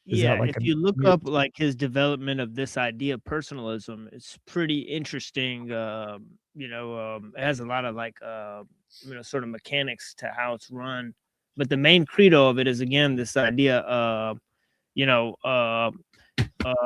plan locally, think globally, right? You're sort of foisted into a global situation, right, where you have to sort of decide local factors within it. So some of the ideas that people have come up to is this idea, obviously that Uncle Ted mentions, right, about how wild nature is sort of the antithesis of industrial society, right? So he says, the people that are against the technological society, they should see wild nature as the ideal, right? So sort of this idea of replanting wild nature, right? Or sort of an idea of community forestry, right, where people figure out what plants are indigenous to their area, and then sort of commence with the replanting of wild nature, and sort to of thrive? Because oh yeah, you can eat like I got this app where I can take a picture of a plant and figure out what it is. It tells me. So I like let my yard. I hate lawns. I don't mow lawns. Just like let it go for a couple of years, and I've got all these beautiful plants. So I went around like figured out what they all were, and the app doesn't tell you if you can eat it or not. So I'd have to like cross reference in a book. Is it an herb? Is it medicinal? And I like we got like a whole garden in our front lawn. Like me and my wife would go out there and pick a whole big bowl full of plants and make a salad out of it and eat it. It's just insane. People don't even yeah. realize. Yeah, and there's a whole series of thinkers, like Ivan Illich, E.F. Schumacher, and Petty Linkola, right, who describe like radical solutions, right, to like in terms of deep ecology, right? So there's a lot of ideas, in conservationism and deep ecology that sort of deal with wild nature and how to make that your ideal, right, and be in service of that instead of being in service of the the world technological system, right? Petty Linkola, is that her real name or her nom de plume? That's a dude from Finland, right? Petty. Yeah, Petty is his first name, Petti, and then Okay. Linkola. Yeah, and he is a pretty much a radical thinker. A lot like Uncle Teddy, but one of the main guys is this dude named Ivan Illich, right? Illich, right? Who's sort of he wrote a book called Deschooling Society. And he wrote another book, I believe, called Energy and Equity, right? About how like cars and different systems of technology that we've implemented sort of having a large scale impact on on communities, right? Why schools might be disabling your ability to learn. Ivan Illich. Oh yeah, it's great stuff. Yeah. Villain like a villain. Why has Ivan always got that terrible reputation? And Wonder Wild Treehouse Pirates, the gentleman who asked about the statue earlier, wanted to know about possibly having a contest and for somebody like throughout the year who displays the most Uncle Ted type characteristics. And his example would be like somebody that lives in their father's basement and saves up and buys a piece of property on his own. He would be a contender, a sincere man up award. I think that would be absolutely awesome. Yeah, well, I don't know if you guys know this, but Uncle Teddy was actually getting a lot of money from his parents to go live in a cabin. So so that was actually happening. So he did not go independent from his brother and his parents, and that was part of the problem with this sort of lifestyle, right? He had to sort of still get help from others in order to sustain it, and that sort of gave him up, eventually. 100%, 100%. And it's not, definitely not easy to go completely off grid, and yet, Right. because you've got to be a hybrid with the system, as you were talking about earlier. No matter what you do, unless you live in a spot that has no taxes and you somehow are supporting every single need you have, you're gonna need money, and so you either got to figure out how to make money outside of the system to use inside of the system so you can navigate the system, or have a benefactor. Yeah, and I mean, I saw Gems where the sort of asking about that too. I put a video in the back about that. Oh, the you did? little thing from Alul, explaining this concept. Thank If you guys are interested. In the back. And Good where? stuff. Yeah, I see the links here in the studio chat. We'll save all those links. I'm putting them in the in the share. In the share, I just shared it. So, like in California. Yeah, we're obviously- not able to Oh, here bring it up is. the Thank shares you. at the moment. Oh, whoops. So we won't Yeah. be able to screen share anything. That's power bestowed only to the TED Oh, bouncers. yeah, no worries. Yeah, no worries. Yeah. Should we move over to the control studio that we have? That is one of the benefits of the after hours? after party. Yeah. The Bring Ted Sheen de-escalation with us? station. Yeah, we where will have to start setting up with the other. Well, Steve was going to fix it on StreamYard, so we could not have that problem. Either that, or we need to start using the other one. Well, to next week, I'm done with. I'm done this week with swimming lessons. So Congratulations. Do you know Can how to do a swim now? I Butterfly know how to stroke or a swim, yeah. breaststroke? Nice. Can you do the breaststroke? I mostly just doggy paddle around and catch little floating balls. Oh, okay. It seems my good hands. enough. That would have saved you in the Titanic, anyways. Multicolored floating Good balls. that the balls float. It's a warm pool. All right, guys. They think you'd have to swim to the bottom and pick them up. You never know how it got so warm in there, but We if you didn't catch it, we had a hell of a week. I think I've been streaming for like 5 days in a row or some shit like that. Are you addicted to streaming? Right. Oh man, I was so worn out last night. Well, last night was Christy, but like the 4 days before that, we had some heaters on Sarah Tomato's channel. Mm-hmm. And so everybody can go check those out. Beth Mayhew, we went on her channel. So if you guys didn't know, Benjamin Balderson is a big deal. He's becoming a big thing. Everybody wants to ask him questions. Pretty cool. You bet. So He's been like a big. he's like chat daddy. You think that TED has gone to his head? But for everybody else, after check those out, we'll get some more stuff going this week. Well, again, we're working on the more stuff. I hope everybody enjoyed the intro. That's my boy Freddie Badger. Check out his. Oh God! Wait till you see it after the show. It's great. Sweet. My boy, he has a album called Good Time and People. Check out Freddie Badger. He is the best. And we love you guys. If you're not a member, come on over, and we're about to start the after member section. We will leave it not members for a few minutes. Machine Lies, if you want to pop in and say hi, and then we'll send a link to you so you can jump into the show and continue if you want. If not, it was great having you, sir. Where is this happening at, or when do you guys stream? I'll start it up as soon as we end this one. I'll start it up. Yeah, stick around after the Stay in the stream we got to switch to a different StreamYard, so give me like 2 minutes and that stream will pop up. Just jump in it and say, here I am, and I'll drop you the link and you can jump backstage with us. Okay. Yeah. Good night, YouTubes. Yeah, blessings. Yeah, I could come through for a little bit. Yeah. All right. Good night, guys.